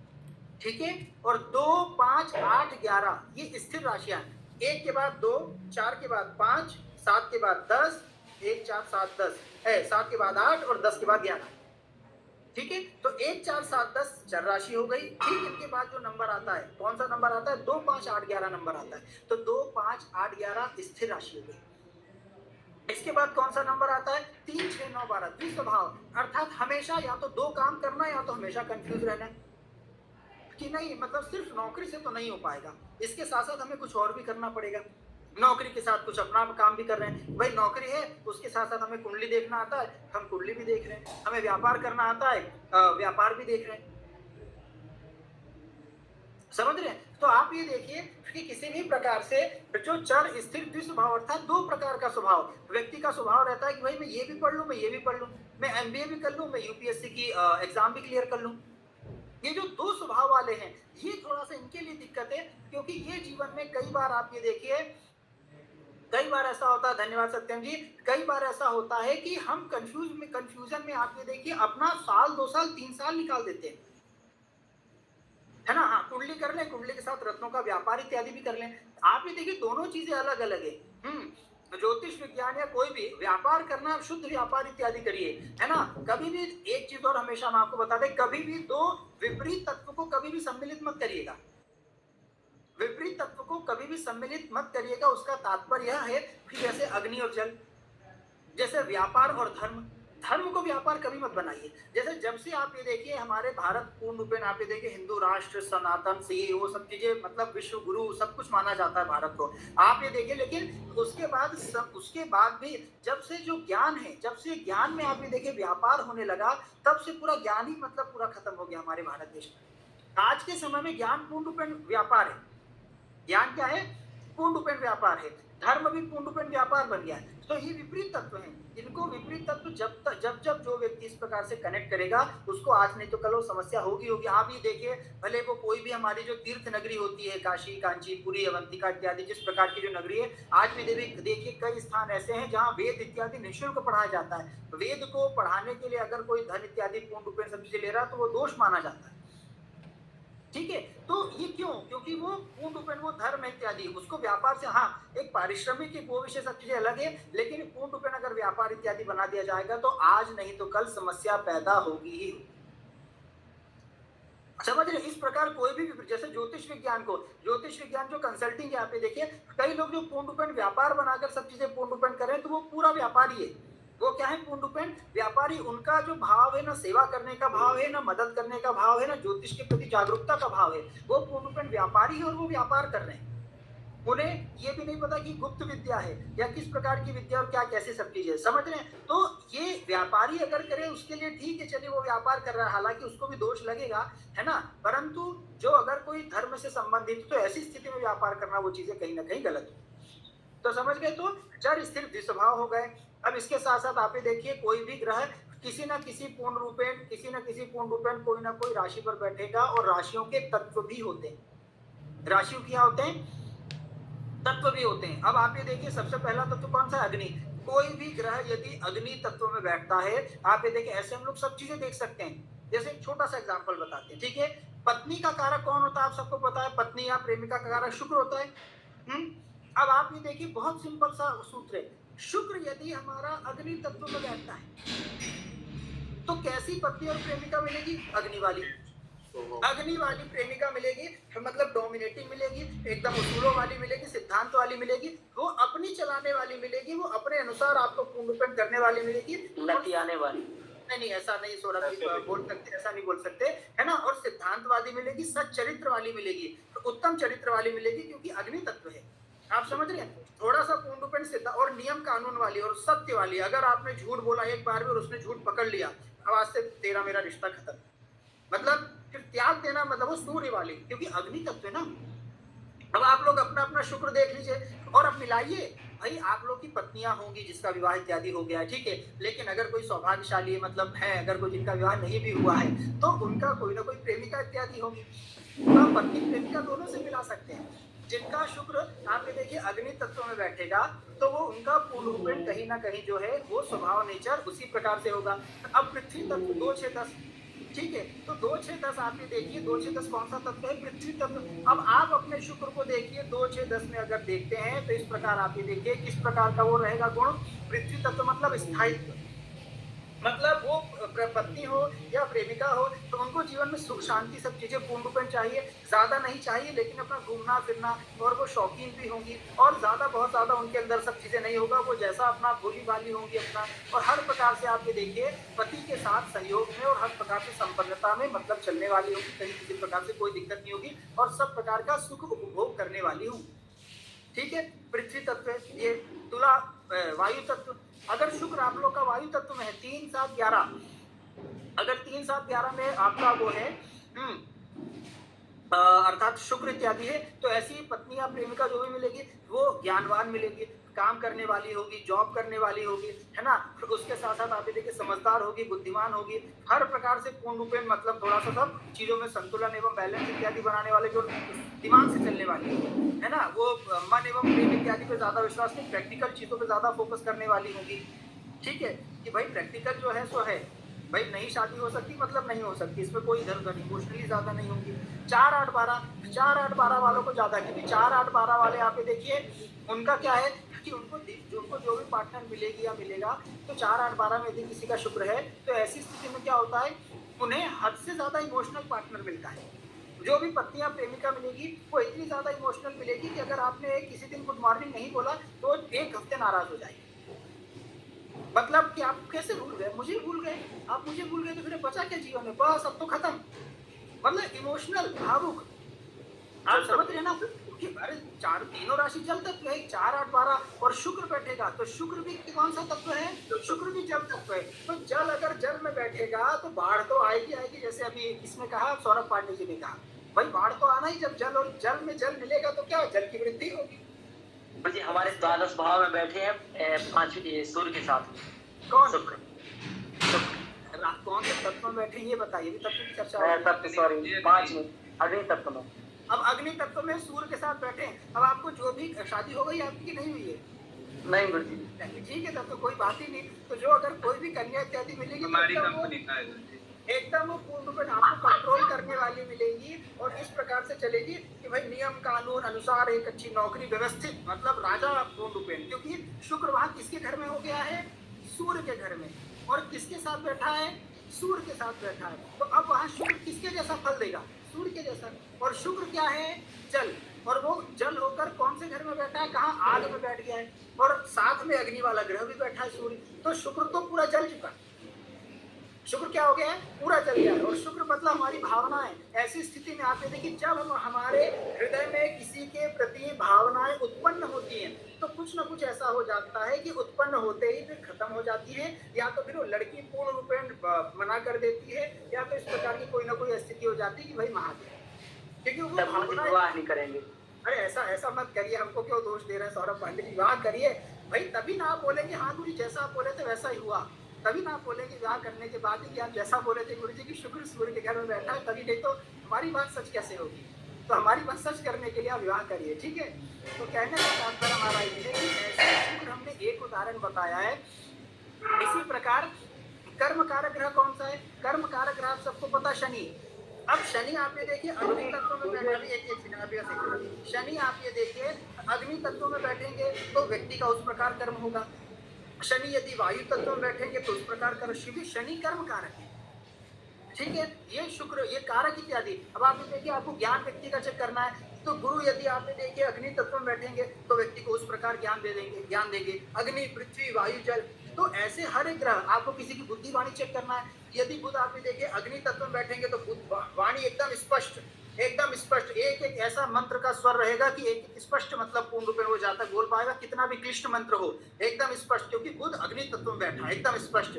अब बुध पृथ्वी तत्व में बैठेगा तो उस हिसाब से आपकी वाणी एवं बुद्धि होगी। वायु तत्व में बुध बैठेगा तो उस प्रकार आपके विचार होंगे उस प्रकार वायु तत्व वाले। और आप देखिए बुध अगर जल तत्व में बैठेगा तो उस प्रकार मिली जुली भाषा, मतलब जो दूसरों को अच्छी लगे, मीठी मीठी भाषा बोलना, दूसरों को थोड़ा सा है ना अपने वश में करने के लिए या कंट्रोल में करने के लिए, अपना व्यवहार सब इत्यादि करने के लिए उस प्रकार की भाषा। तो ऐसे हम सारे ग्रहों का कर सकते हैं। हर एक ग्रह का कोई ना कोई कारक है। आपको याद है कि हमने पूर्ण रूपेण जब भाव के विषय में चर्चा की थी तो आप ये देखिए भाव में हमने स्थिर कारक आप सभी को बताए थे। लग्न का स्थिर कारक कौन है? सूर्य। भाई लग्न का स्थिर कारक कौन है? सूर्य, ठीक है। अब शारीरिक रूप से देखना है, आप ये देखिए सूर्य कौन से तत्व में है। अब आप ये देखिए दिक्कत कब होगी? अगर सूर्य जल तत्व में बैठा है, अगर सूर्य जल तत्व में बैठा है और अगर चंद्रमा अग्नि तत्व में बैठा है तो ऐसे लोगों को सर्दी जुकाम बुखार वायरल फीवर ये कुछ ना कुछ चलता ही रहेगा। जब जब मौसम चेंज होगा वो अच्छी छींकते ही रहेंगे, या तो खांसते रहेंगे, या तो कुछ ना कुछ रहेगा ही रहेगा। क्यों? क्योंकि विपरीत तत्व है। सूर्य अग्नि होकर अगर जल में बैठेगा तो भी एकदम ब्लास्ट होगा, और अगर चंद्रमा जल होकर अग्नि में बैठेगा तो भी ब्लास्ट होगा।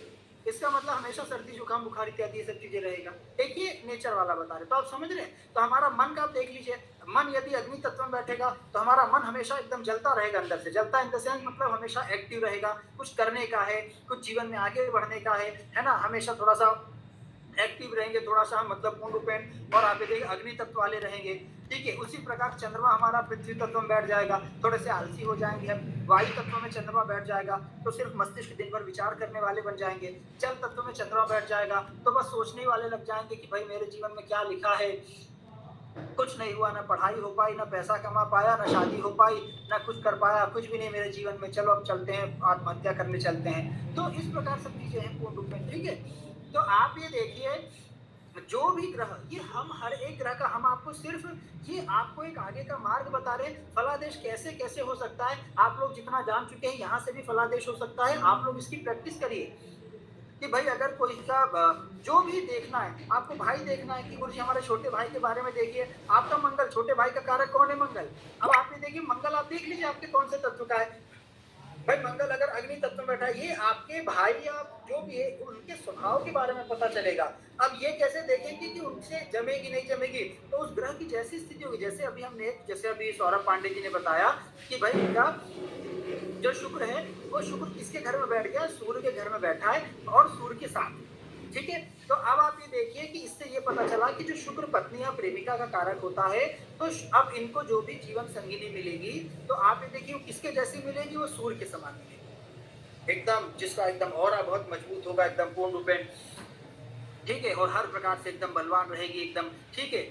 तो सूर्य वाली एकदम जलती हुई, मतलब दूर से दिख जाएगा कि अरे कोई मतलब एकदम तेज प्रतापी एकदम पूर्ण रूपेण देवी स्वरूप महिला आ रही है, देवी आ रही है।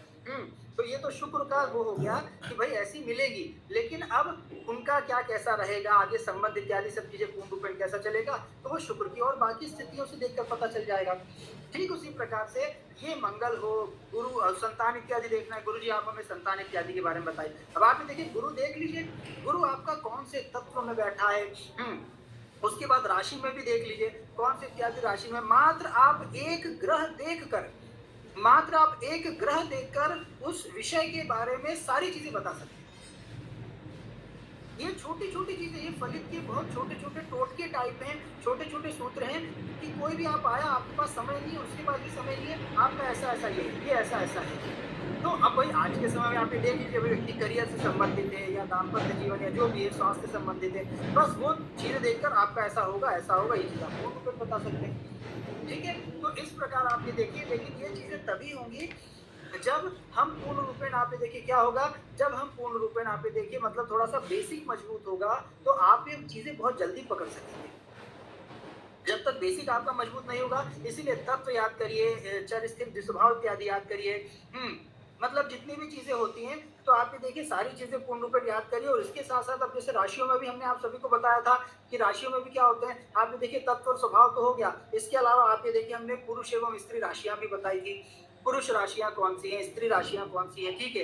तो उसके अगर उसके साथ साथ आप ये देखिए हमने ये भी आप सभी को बताया था कि अगर स्त्री ग्रह हैं तो उनका स्त्री राशि में बैठना ज्यादा अच्छा रहता है। और महिलाओं की पत्रिका में स्त्री राशियों में यदि ज्यादा ग्रह बैठे तो अच्छा रहता है, उनके अंदर पूर्ण रूपेण स्त्रीत्व रहता है। हर एक की प्रकृति ने एक क्वालिटी, एक गुणवत्ता मतलब निर्धारित की है कि भाई ये है तो इनके अंदर ये गुण होना चाहिए। जैसे कहा गया भाई स्त्री माता समान होती है, स्त्रियों के अंदर धरती माँ के बराबर सहनशीलता होनी चाहिए, विनम्रता होना चाहिए, प्रेम होना चाहिए, हृदय बहुत बड़ा होना चाहिए, सब चीजें पूर्ण। जो एक पुरुष के भी एक अलग गुण बताए गए हैं, स्त्रियों के भी एक अलग गुण जो बताए गए हैं प्रकृति के द्वारा, है ना, जो हमें शास्त्रों में पूर्ण रूप में मिलेंगे, ठीक है, या स्मृतियों में मिलेंगे। तो आप ये देखिए उसमें जो ग्रह उसी के राशि के अनुसार बैठेंगे तभी वो होगा। पुरुषों में भी आप ये देखिए, पुरुषों में अधिकतर ग्रह आप ये देखिए, अगर कोई सरकारी नौकरी के लिए पूछ रहा है, अगर कोई अपने करियर के लिए पूछ रहा है, तो आप ये देखिए पहले वो व्यक्ति अपने कर्म के लिए कितनी मेहनत कर रहा है। तो किससे देखेंगे, कर्म कारक कौन सा ग्रह, शनि आप ये देखिए पुरुष राशि में अगर बैठा है, शनि किस राशि में, शनि यदि पुरुष राशि में बैठा है, या उसके और कर्म हम कहाँ से देखते हैं, 10वें घर से, 10वें घर से देखते हैं करियर। तो 10वें घर का स्वामी भी पुरुष राशि में बैठकर मजबूत है, शनि भी आप देखिए पुरुष राशि में बैठकर मजबूत है, तो वो जातक अपने कर्म के प्रति पूर्ण मेहनत कर रहा है, वो मेहनती है, ठीक है, वो मेहनती है, लगा हुआ है पूर्णतः। अब फल मिले ना मिले वो अलग विषय है, वो भाग्य का विषय है, वो सारी चीजें बात की बात है, ठीक है। तो ऐसे आप ये देखिए हम सारी छोटी छोटी चीजें देख सकते हैं, लेकिन आप लोग पूर्ण रूपेण हर प्रकार से ग्रहों के बारे में, भाव के बारे में सब चीजें पूर्ण रूपेण कर लीजिए। कोई जातक पूछने आया है कि गुरु जी आप ये बताइए, हमें जमीन से संबंधित हो गया, या किसी भी विषय से संबंधित हो गया, ठीक है, या ग्रीन कार्ड से संबंधित हो गया, या वीजा इत्यादि से संबंधित हो गया, या कोई भी सफलता इत्यादि, गुरु जी मुझे इस कर्म में सफलता कब मिलेगी या नहीं मिलेगी, गुरु जी हम अपनी ये पत्नी के ऊपर कोर्ट केस इत्यादि कर दिए हैं, ठीक है, तो उसमें सफलता मिलेगी या नहीं मिलेगी, दूसरी शादी हम करना चाहते हैं, सफलता मिलेगी। तो हर एक चीज से संबंधित आप सबसे पहले आप ये देखिए उस भाव पर जाइए, उस भाव के स्वामी पर जाइए, उस भाव के स्वामी की स्थिति देखिए, जितना हमने बताया उतना ही देखिए, क्योंकि आपका यदि ग्रह भी पूरा कंप्लीट हो जाएगा, ग्रहों के आपके शत्रु मित्र याद कर लेंगे, आप लोग उच्च नीच इत्यादि याद कर लेंगे, ग्रहों के बारे में शुक्र शनि राहु के जो बचे हुए विषय हैं उनके विषय में ग्रहों के बारे में पूर्ण रूप में पढ़ लेंगे, तो आप ये देखिए इसके बाद फलादेश करना प्रारंभ करिए बस। अब वो समय थोड़ी ना कि गुरु जी अभी और कितने महीने क्लास चलेगी तो हम कब फलादेश करेंगे।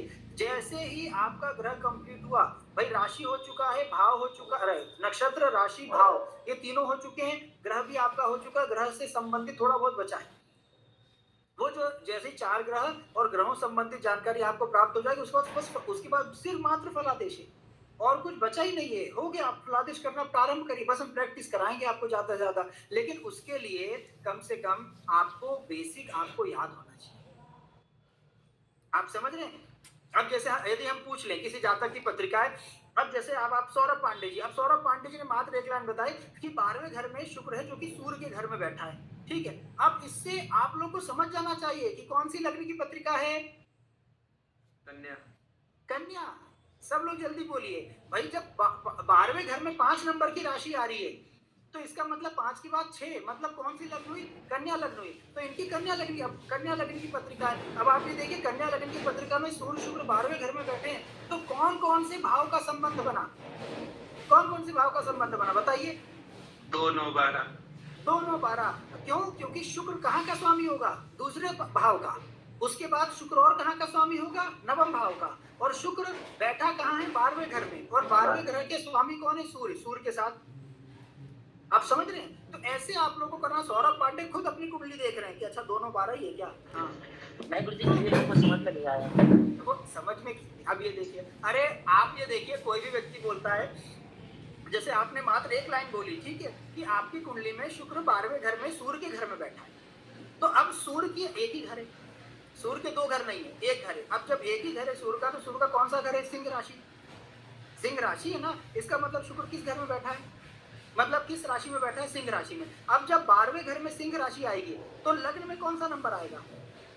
5 के बाद 6 नंबर, राइट? ये चक्र है ना, जैसे 5 के बाद 6, तो लग्न कौन सी हो गई? कन्या लग्न हो गई जी। ठीक है। अब कन्या लग्न है, जब कन्या लग्न की पत्रिका है तो दूसरे घर में कौन सा नंबर आएगा? 6 के बाद 7। इसका मतलब 7 का स्वामी, दूसरे घर का स्वामी कौन हो गया?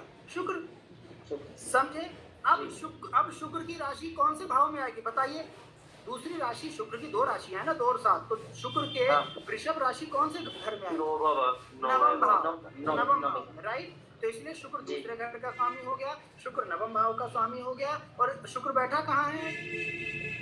12वें भाव पर, एकदम वहाँ ऑस्ट्रेलिया में जाके बैठे, ऑस्ट्रेलिया में जाके बैठे, तो इसलिए शुक्र 12वें घर में बैठे हैं। तो शुक्र, ये सिंपल सी बात है। तो इस प्रकार से आप सभी को हम कहीं से भी घुमा फिरा कर पूछें, लेकिन आप लोग को बेसिक मात्र ये चक्र क्लियर कर लीजिए, इतना याद कर लीजिए कौन से चक्र में कौन से ग्रह कहाँ का स्वामी होगा, किसके साथ बैठा है, बस इतना कर लीजिए, फलादेश आपका तैयार है।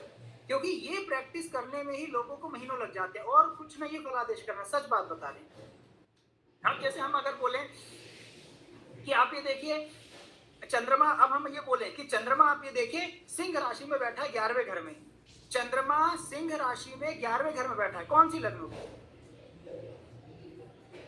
तुला। चंद्रमा कहाँ का स्वामी होगा? दशम भाव। दशम भाव। अब ये देखिए, समझ रहे? तो ऐसे भी अगर पूछा जाए कि भाई चंद्रमा 11वें घर में बैठा है, सूर्य के घर में बैठा है, तो इससे आपको समझ जाना है कि चंद्रमा 11वें घर में, सूर्य के घर में, मतलब 5 नंबर पे चंद्रमा बैठा है। मतलब 11वें भाव में जब 5 नंबर आएगा तो 12वें भाव में 6 नंबर आएगा, लग्न में कौन सा नंबर आएगा? 7, मतलब तुला। तुला लग्न की पत्रिका बन गई। अब तुला लग्न में आप ये देखिए, हम पूछे 10वें घर का स्वामी कौन होगा, तो चंद्रमा। समझ रहे हैं? तो ये चीजें प्रैक्टिस से आएगी, कहीं से भी ये चीज अगर आपकी तैयार हो गई। अब अगर हम पूछे, आप मान के चलिए कन्या लग्न की पत्रिका में मंगल और गुरु 8वें घर में बैठे हैं, तो कौन सी राशि में बैठेंगे? मेष में। अब आप ये बताइए कौन कौन से भाव का भी संबंध बनेगा, कौन कौन से घर के स्वामी एक साथ बैठ, जैसे मान के चलिए हमारे 3 घर है, ठीक है, ईश्वर करे हो जाए 3 घर, ठीक है, आपके भी 5 घर हैं। अब आप ये मान के चलिए कि हमारे 3 घर और आपके 5 घर मिलाकर कितने घर हो गए? 8 घर हो गए।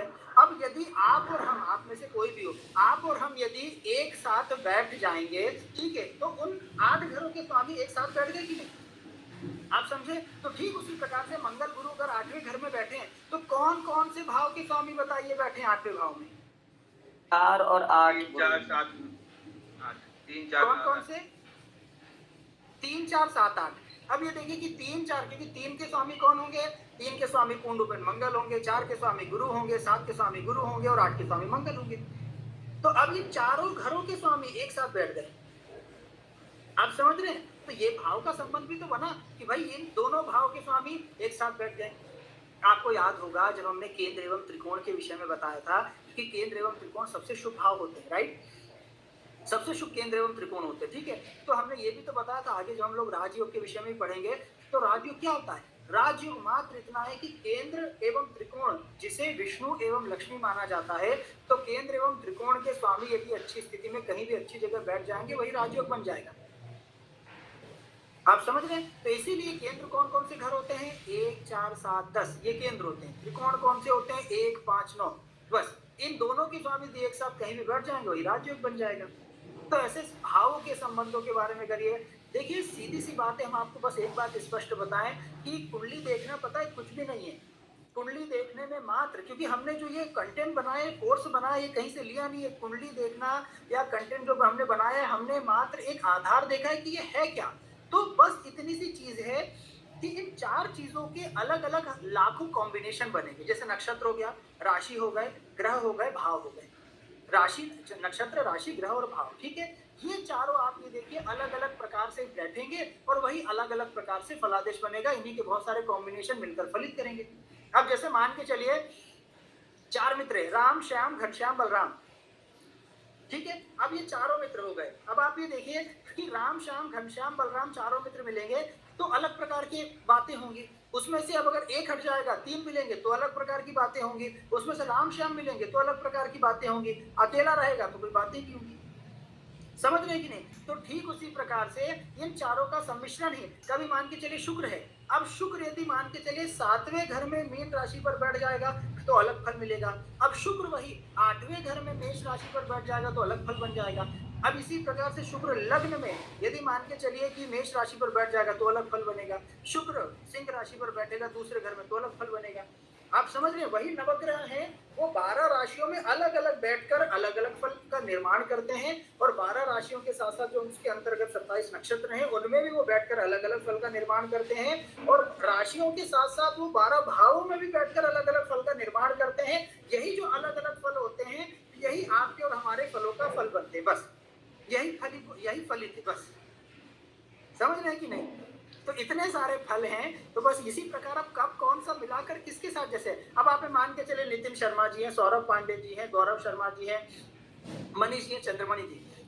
अब हमारे साथ यदि मान के चलिए नितिन, सौरभ, गौरव, मनीष मिलेंगे, ठीक है। तो हो सकता है ये चारों लोग अलग अलग प्रश्न पूछें। अब हमारे साथ मान के चलिए चंद्रमणि है, प्रशांत है, ठीक है, शक्ति जी हैं, अगर ये तीनों मिलेंगे अलग प्रकार के प्रश्न पूछेंगे। सही है कि नहीं? तो फल में ये परिवर्तन है, लेकिन है वही, घुमा फिरा कर हम लोग वही हैं। तो इसीलिए हम आपको मात्र एक ही सार है कि राशि, नक्षत्र, ग्रह और भाव, राशि, नक्षत्र, ग्रह और भाव, बस ये चारों चीजें लगा लीजिए तो इसी प्रकार से फल। क्योंकि आप लोग कितना याद करेंगे, कितनी पुस्तकें पढ़ेंगे, कितना ज्ञान अर्जन करेंगे, कितने यूट्यूब वीडियोस देखेंगे, कितनी क्लासेस लेंगे, इससे अच्छा ये है कि ये राशि, नक्षत्र, ग्रह, भाव लगा लीजिए तो आप अपने से फल बना सकते हैं। अब जैसे एक उदाहरण है, जैसे शुक्र, अभी हमने अपने से फल बनाया। जैसे सौरभ जी ने बोला कि शुक्र सूर्य के घर में, अब हमने बनाया कि भाई शुक्र को ले लिया हमने, शुक्र की, शुक्र कैसा है, शुक्र पूर्ण में भावना हो गई, हमारा प्रेम हो गया, हमारी फीलिंग्स हो गई, हमारी आंतरिक भावना हो गई, हमारे इमोशंस हो गए, ये शुक्र हो गया।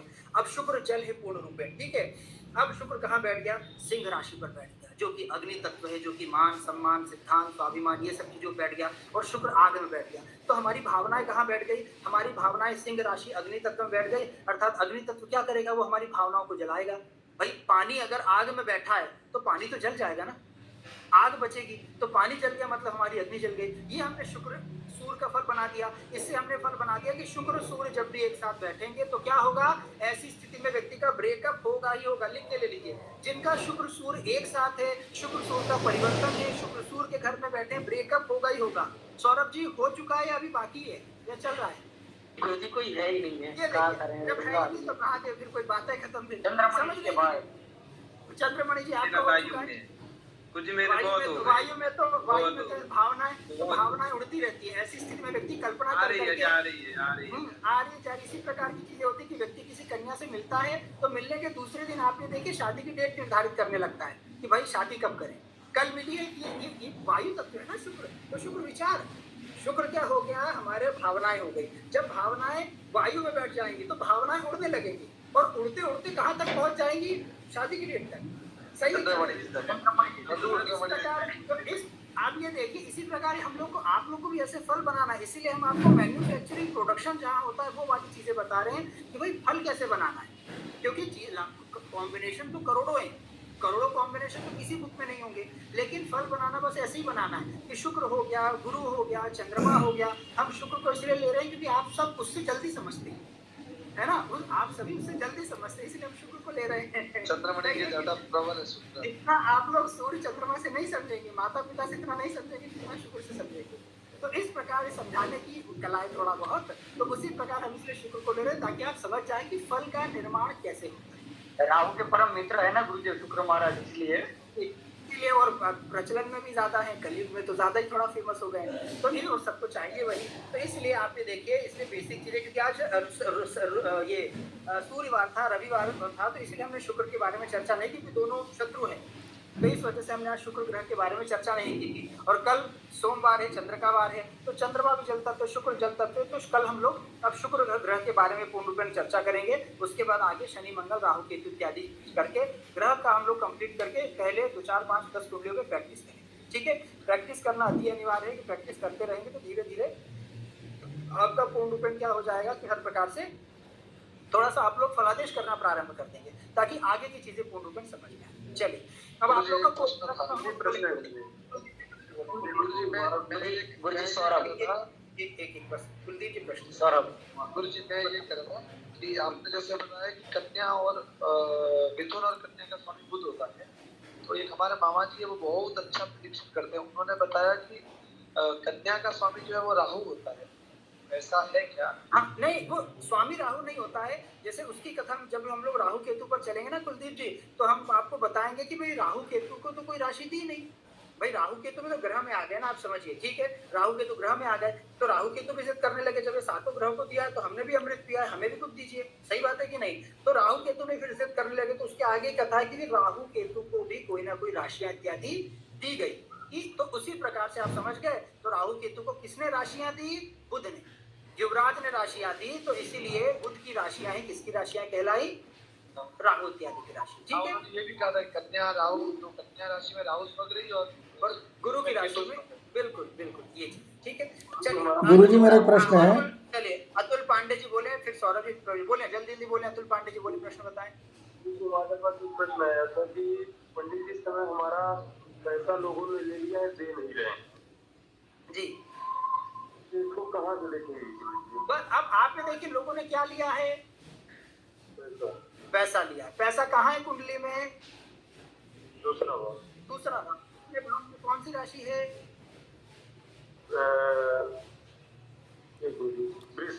हाँ, वृषभ राशि। वृषभ राशि का स्वामी कौन है? शुक्र। शुक्र कहाँ है? द्वादश भाव में। द्वादश भाव का मतलब क्या होता है? व्यय। ये आपने देखिए उत्तर बता दिया, समझ गए आप? बस ये आपको देना है। पैसा कैसे वापस मिलेगा? अरे वापस मिलेगा। अब देखिए अब उनकी किस्मत में होगा तब ना मिलेगा।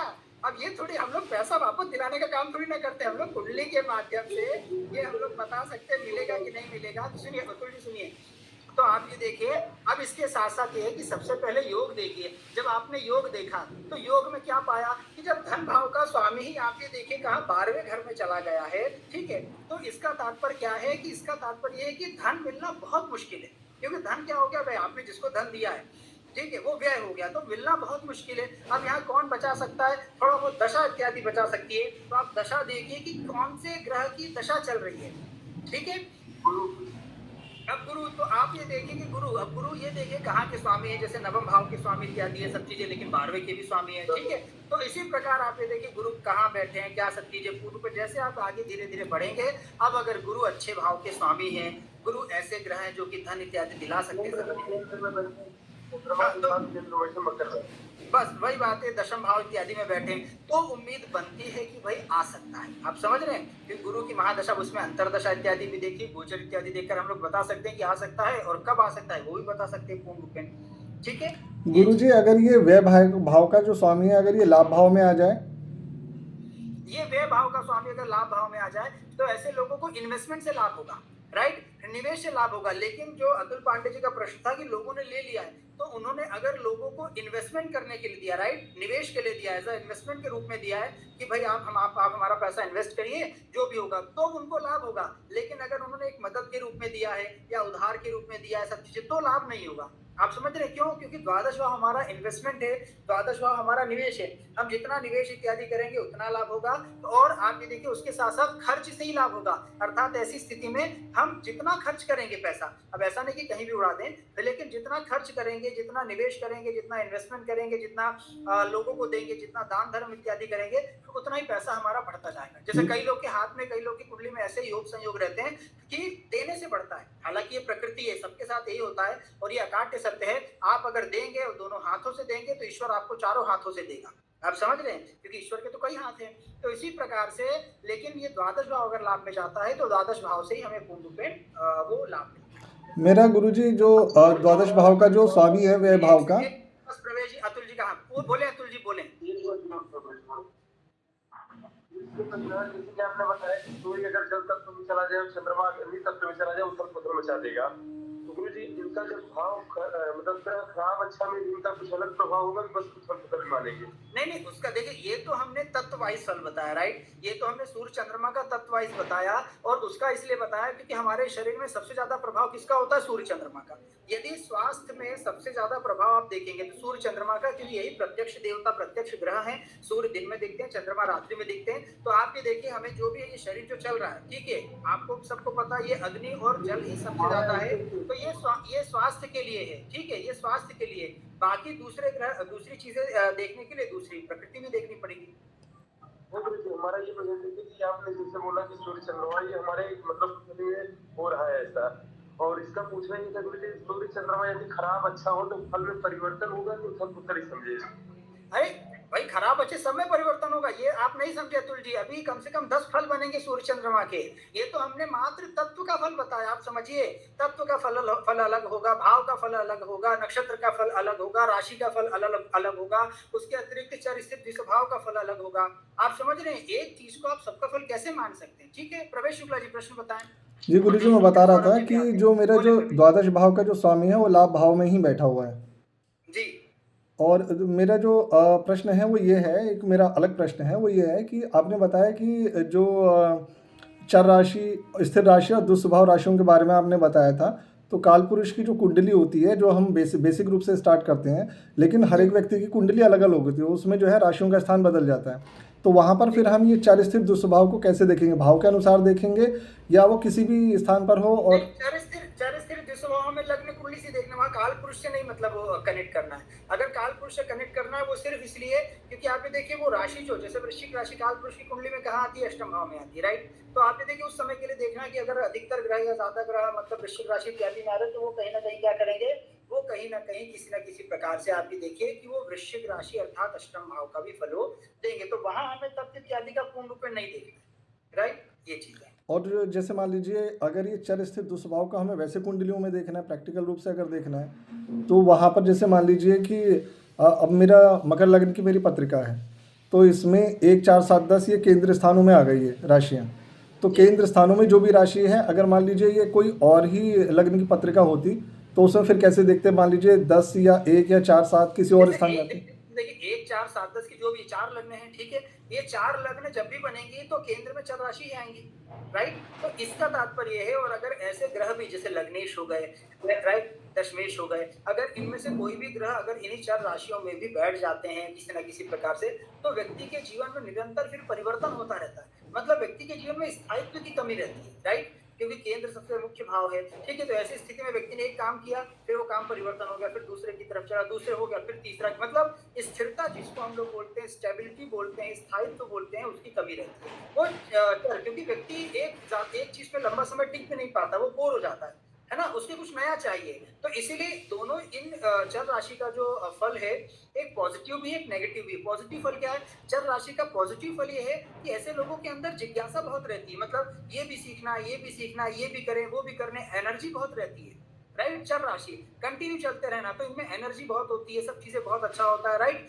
बट एक नेगेटिव में ये होता है कि ये लोग एक चीज में स्थिर टिक नहीं पाते हैं, राइट। क्योंकि आप ये देखिए, अगर कोई भी व्यक्ति है तो वो स्टार्टिंग में अगर उसका करियर में ग्रोथ सब चीजें पूरा कर रहा है, तो यात्रा में है अगर उसको, तो स्टार्टिंग में उसको यात्रा अच्छी लगेगी, यहाँ जा रहे वहां जा रहे, 2 साल 5 साल 10 साल, लेकिन 10 साल बाद तो व्यक्ति थकेगा ना कि भाई अब 10 साल बहुत ट्रेवल कर लिया, मुझे स्थिरता चाहिए, राइट। तो बस वही वाला कॉन्सेप्ट है, ठीक है जी। सौरभ पांडे जी प्रश्न बताएं। सौरभ पांडे जी।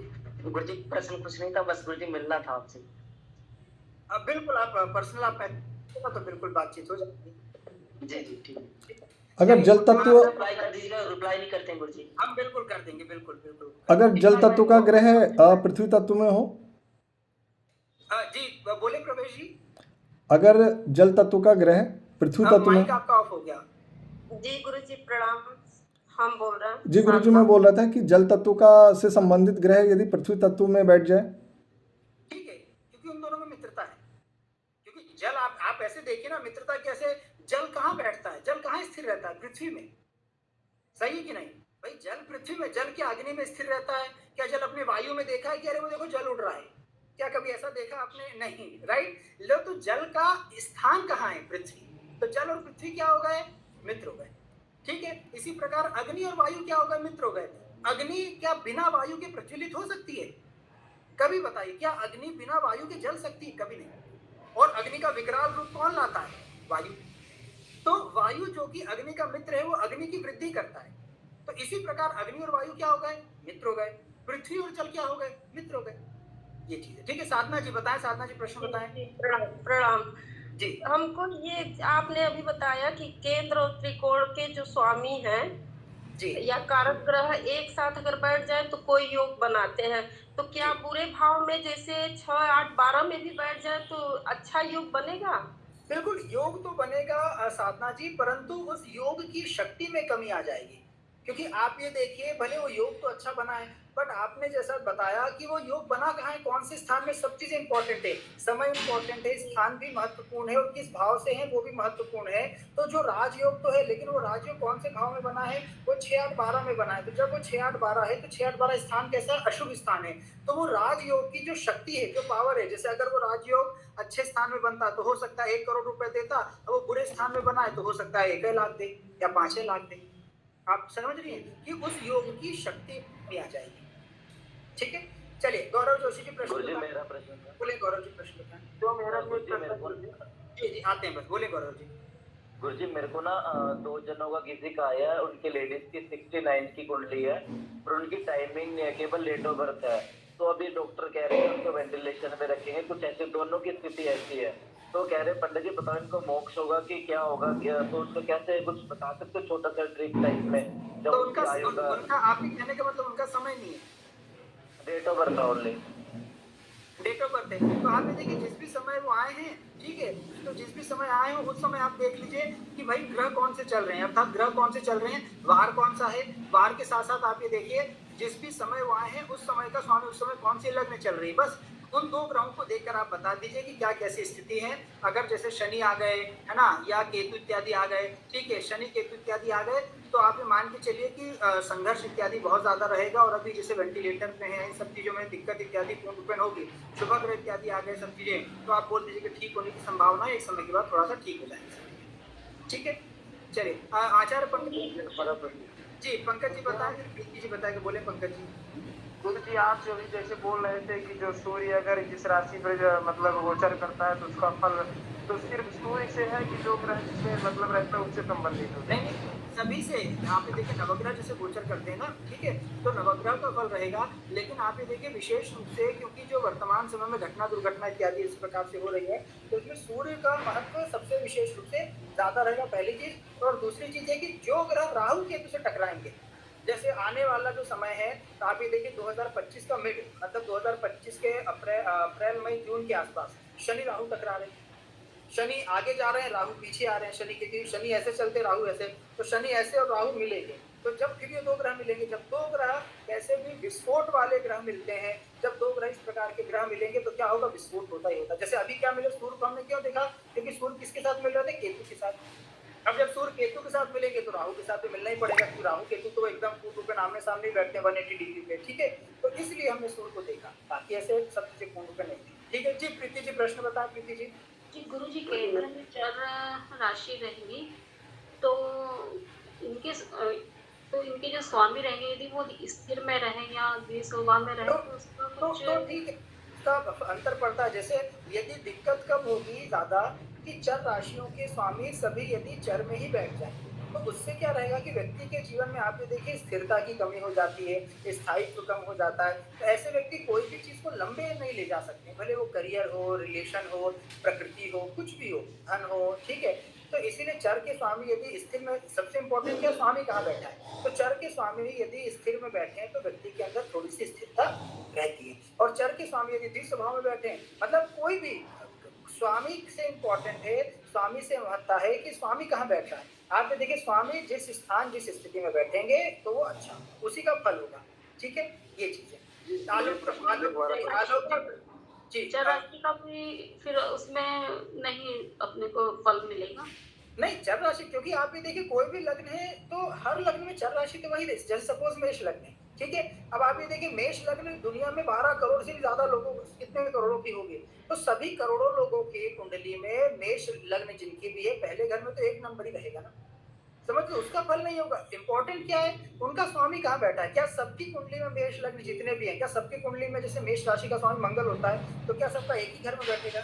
नहीं, 12 घर में से कहीं भी बैठ सकता है। सही बात है कि नहीं? तो इसीलिए स्वामी देखना है कि वो किस तत्व में है। राशि तो वही रहेगी भाई, मेष लग्न सबकी चर राशि रहेगी, इसका मतलब सभी थोड़ी ना चलते रहेंगे। स्वामी इंपॉर्टेंट है कि जो भी राशि है उसका स्वामी कौन से घर में बैठा है, ठीक है जी। आलोक जी प्रश्न बताएं, फिर केशव जी बोले, फिर दीपक जी पे बोले। कि राजयोग की क्या अपराजिता स्तोत्र का पाठ भी होता है, या राजयोग उससे बनता है?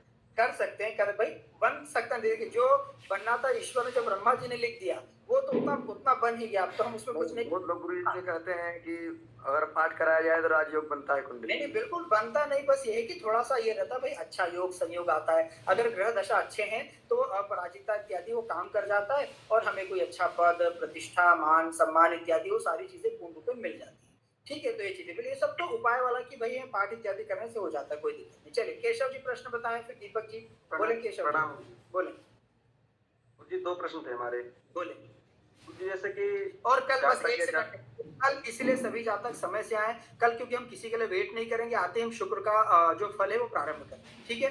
शुक्र का फल हम प्रारंभ कर देंगे, किसी का यदि छूटता है तो उसमें हमारी जिम्मेदारी बिल्कुल भी नहीं, क्योंकि आप सभी के कारण ही हमने नवरात्र में अवकाश रखा था। अब कोई भी जातक कृपया कर अवकाश ना करें, सभी जातक आए, ठीक है। आज भी कई लोग मिसिंग थे, तो अगर कोई लोग मिसिंग है तो वो उनकी हानि है, ठीक है। ये चीजें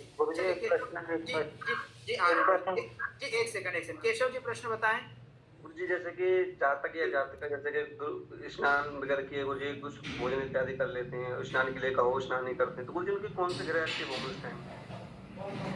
मतलब हम प्रश्न नहीं करते, मतलब स्नान के लिए कौवा स्नान कर लेते हैं या मतलब नहीं गुरु जी, जैसे कि मतलब कि भोजन इत्यादि कर लेते हैं बगैर स्नान किए। अच्छा, तो वो तो लगने से आप ये देखिए, हम लोग प्रकृति देखेंगे कि भाई अगर जैसे किसी के शनि थोड़ा ज्यादा मजबूत होते हैं ना, ठीक है, और शनि ज्यादा मजबूत होते हैं और गुरु पीड़ित होते हैं, तो ऐसे लोग क्या करते हैं, मतलब थोड़ा आलसी भी रहते हैं, 2-4 दिन ना भी नहाए तो क्या फर्क पड़ता है, मतलब इस प्रकार की प्रकृति रहती है। थोड़ा गंदगी भी मतलब वो रह लेते हैं, इस प्रकार की चीजें हो जाती हैं, क्योंकि गुरु मजबूत नहीं है तो उनके लिए तो ये हुआ कि भाई ठीक है नहा के क्या कर लेंगे, सही है कि नहीं भाई, नहा के तो शरीर शुद्ध होता है, आत्मा तो हमेशा शुद्ध रहती है। वो लोग इस प्रकार की बातचीत करेंगे, तो ये चीज रहती है, ठीक है। प्रश्न और था गुरु जी, बोले केशव जी। गुरु जी थोड़ा सा जैसे व्यसन इत्यादि कर लेते हैं मित्रों के साथ गुरु जी कभी कभार, मतलब ये गुरु जी कौन से ग्रह एक्टिव होंगे उस टाइम? नहीं ये तो आप ये देखिए तो शुक्र इत्यादि है, ठीक है। जैसे मित्रों के साथ मिले, ठीक है, अब आप यदि मित्रों के साथ मिले, चलो सब लोग मिले, मदिरा पान हो गया, ठीक है, महीने में एक बार मिले, तो आप ये देखिए शुक्र है, इसे हम लोग इंजॉयमेंट बोलते हैं, ठीक है, कि भाई शुक्र है, मदिरा पान इत्यादि हो गया, उसमें कोई दिक्कत नहीं, इसमें शुक्र इत्यादि मनोरंजन हुआ ना भाई, आप मित्र इत्यादि के साथ मिले, आपको अच्छा लगा, आप लोगों ने मनोरंजन, चलिए बीड़ी पी ली, सिगरेट पी लिया, कुछ भी पी लिया, तो ये मनोरंजन हो गया, इसमें शुक्र इत्यादि है और इसमें कोई दोष इत्यादि सब चीजें नहीं है। दिक्कत कब है, जब बिना मित्र मिले भी आप मदिरा पान और बीड़ी पी रहे हैं, तब दिक्कत है। अब आपकी डेली की आदत यदि किसी की बन गई है, अगर वो आपका नशा बन गया है, अगर वो आपका व्यसन, आपका मतलब किसी भी का भी अगर वो व्यसन बन गया तो वो राहु में आएगा, ठीक है। वो किस में आएगा, फिर वो राहु इत्यादि में, क्योंकि उसने डेली की आदत बना ली कि डेली मुझे चाहिए ही चाहिए, भले रमेश सुरेश महेश मिले या ना मिले, मैं बिना रमेश सुरेश महेश के भी पी सकता, ये चीज है। तो फिर वो किसमें आ जाएगा, उसमें आ जाएगा। चलिए दीपक जी बोले, फिर अभिनंदन जी बोलिएगा। बोले दीपक जी प्रश्न बताएं। गुरु जी मेरे 2 प्रश्न हैं। बोले। गुरु जी पहला प्रश्न ये है कि जातिका की कुंडली में विवाह के लिए गुरु या शुक्र में से कौन सा ग्रह है? विवाह के लिए शुक्र ही आप देखिए विशेष रूप से, जातिका है तो भी गुरु भी देखना है, लेकिन गुरु शुक्र दोनों को विशेष रूप से देखिए। लेकिन आज के समय में यदि शुक्र इत्यादि आप देख रहे हैं तो मतलब आज के समय यदि विवाह देख रहे हैं तो शुक्र का ज्यादा प्रभाव रहेगा, लेकिन उसके साथ साथ हमें गुरु भी देखना ही देखना है। कन्या की कुंडली में और पुरुष की कुंडली में तो शुक्र इत्यादि विशेष रूप से देखना है। दूसरा प्रश्न ये है, जैसे किसी को समय का पता नहीं है कुंडली का, तो उसका क्या कैसे देखें? अब उसका उनके जैसे घर परिवार में अगर और कोई दूसरे सदस्य हैं, जैसे उनके माता पिता भाई बहन पत्नी बच्चे, कोई ना कोई तो होगा, तो उनकी पत्रिका से वो भाव देख सकते हैं। जैसे इसलिए हमारी कुंडली में 12 भाव में आप देखिए भाई बहन मामा मामी चाचा माता पिता सबके भाव बने हुए हैं, तो उस भाव से उस जातक के विषय में देख सकते हैं, ठीक है। चलिए अभिनंदन जी प्रश्न बताएं, फिर दीपू जी का प्रश्न बोले। अभिनंदन जी कोई प्रश्न है आपका? जी बोले। मेष लग्न की पत्रिका है। जी जी मेष लग्न की पत्रिका है गुरु जी। द्वितीय भाव में सूर्य शुक्र बुध और राहु बैठा हुआ है और जी। महादशा भी चल रही है। उसका क्या फल हो सकता है? किसकी महादशा चल रही है? मैंने उस कुंडली की जो जातिका की कुंडली है, हाँ उसमें मेष लग्न की पत्रिका है गुरु जी। द्वितीय भाव में शुक्र नहीं, बुध सूर्य राहु शुक्र और सूर्य शुक्र बुध राहु बैठे हैं चारों, लेकिन चारों की दशा तो एक साथ चलेगी नहीं। वर्तमान में दशा नहीं। किसकी चल रही है? दशा गुरु जी चल रही है, शुक्र की दशा चल रही है। तो अब वही बात है कि शुक्र की दशा चल रही है, यहाँ पे देखिए, है ना। तो शुक्र वहाँ अपने ही घर में बैठे हैं, ठीक है, शुक्र वहाँ अपने घर में बैठे हैं। लेकिन अब आप ये देखिए वहाँ सूर्य राहु बुध इत्यादि भी बैठ गए हैं। तो ऐसी स्थिति में थोड़ा सा मिश्रित और थोड़ा सा इसको अच्छा समय नहीं मान सकते, मतलब थोड़ा सा मिश्रित दशा बोलेंगे। और क्योंकि मारक इत्यादि भी आगे हम आपको सभी को बताएंगे, तो ये दशा थोड़ी सी अच्छी नहीं, मतलब हम लोग बोल सकते हैं कि अच्छी दशा इत्यादि रहेगी। इस दशा में थोड़ा सा कष्ट परेशानी इत्यादि सब चीज़ें, क्योंकि आगे हम लोग जब ग्रह चलेंगे अभिनंदन जी, तो आपको तो पता होगा, आप पिछली क्लास में भी शायद थे, तो सूर्य के द्वारा शुक्र अस्त भी होता है। तो अब हमें वहाँ ये भी देखना पड़ेगा, वहाँ हमें ये भी देखना पड़ेगा कि शुक्र अस्त है या नहीं है। अगर अस्त है तो उसका अलग फल होगा, अस्त नहीं है, अनस्त है तो उसका अलग फल होगा। राहु भी है गुरु जी साथ में। राहु भी है, तो वही चीज़ है। इसलिए तीनों चारों का पूर्ण रूपेण देखकर ये सब चीज़ें पूर्ण रूपेण फल इत्यादि रहेगा, तो ये इसलिए, लेकिन कोई ज़्यादा विशेष रूप से अच्छा इत्यादि नहीं होगा। ठीक है, इसलिए आप सीखते जाएं, देखते जाएं, धीरे धीरे जैसे हम लोग आगे कॉम्बिनेशन पर भी चलेंगे तो वो चीज़ें भी क्लियर हो जाएंगी। ठीक है, चलिए दीपू जी प्रश्न बताएं। दीपू जी। जी गुरु जी, मेरा प्रश्न ये था कि जैसे जैसे आपने अभी बताया ना कि शुक्र का देखेंगे कि पत्नी के लिए शुक्र का देखेंगे कौन से तत्व में बैठे, तो उसमें उसके लिए गुरु जी हमें सप्तमेश भी देखना पड़ेगा, सभी उसके साथ मैच करना पड़ेगा, वो भी कौन सा तत्व में है। भाई पत्नी इत्यादि देखने के लिए वो तो करना है, उसके साथ साथ आपको मतलब ये भी चीज़ें पूर्ण रूपेण, मतलब सप्तम भाव का स्वामी भी देखना पड़ेगा और उसके साथ साथ शुक्र भी देखना पड़ेगा। जैसे हमने माता के लिए बताया था, भाई माता के लिए आपको चंद्रमा भी देखना पड़ेगा और चतुर्थ भाव भी देखना पड़ेगा। ठीक है, तो दोनों चीज़ें ही देखना पड़ेगा, उसके साथ ही उसके बाद ही मतलब आप पूर्ण रूपेण फलादेश कर पाएंगे। जी ठीक है, चलिए आज के लिए इतना ही। गुरु जी एक प्रश्न और था गुरु जी, थोड़ा इससे हटके था। बोले। गुरु जी, जैसे आपने बताया, जैसे सूर्य जो है वो एक राशि से दूसरी राशि में जैसे प्रवेश करता है, संक्रांति जैसे मकर में आता है, तो इसके लिए गुरु जी जैसे हमारी जो तिथियां चेंज होती हैं, जैसे हम कभी देखते हैं कि हमारी कोई तिथि हमारी रात के 12 बजे से लेके अगले दिन सुबह 4 बजे खत्म हो जा रही है, तो ये गुरु जी इसका कुछ समझ नहीं आता कि ये कैसे पता चलता है इसका। वो सब बिल्कुल वो सब भी आ जाएगा। वो सब मुहूर्त इत्यादि का विषय अभी अगले महीने एक डेढ़ महीने बाद मुहूर्त का भी समय वो प्रारंभ होगा, विषय प्रारंभ होगा, तो उसमें आपको सारी चीज़ें समझ में आ जाएगी, जैसे तिथियाँ कब खत्म होती है, कब शुरू होती है, क्या सब चीज़ें, वो पूरा मुहूर्त इत्यादि का विषय, तो वो सब चीज़ें भी क्लियर है। ठीक है, इसको चंद्रमा से देखेंगे क्या? सर हाँ बिल्कुल, चंद्रमा इत्यादि से है ना। चलिए ठीक है, सभी को गुरु जी आपसे एक रिक्वेस्ट है। हेलो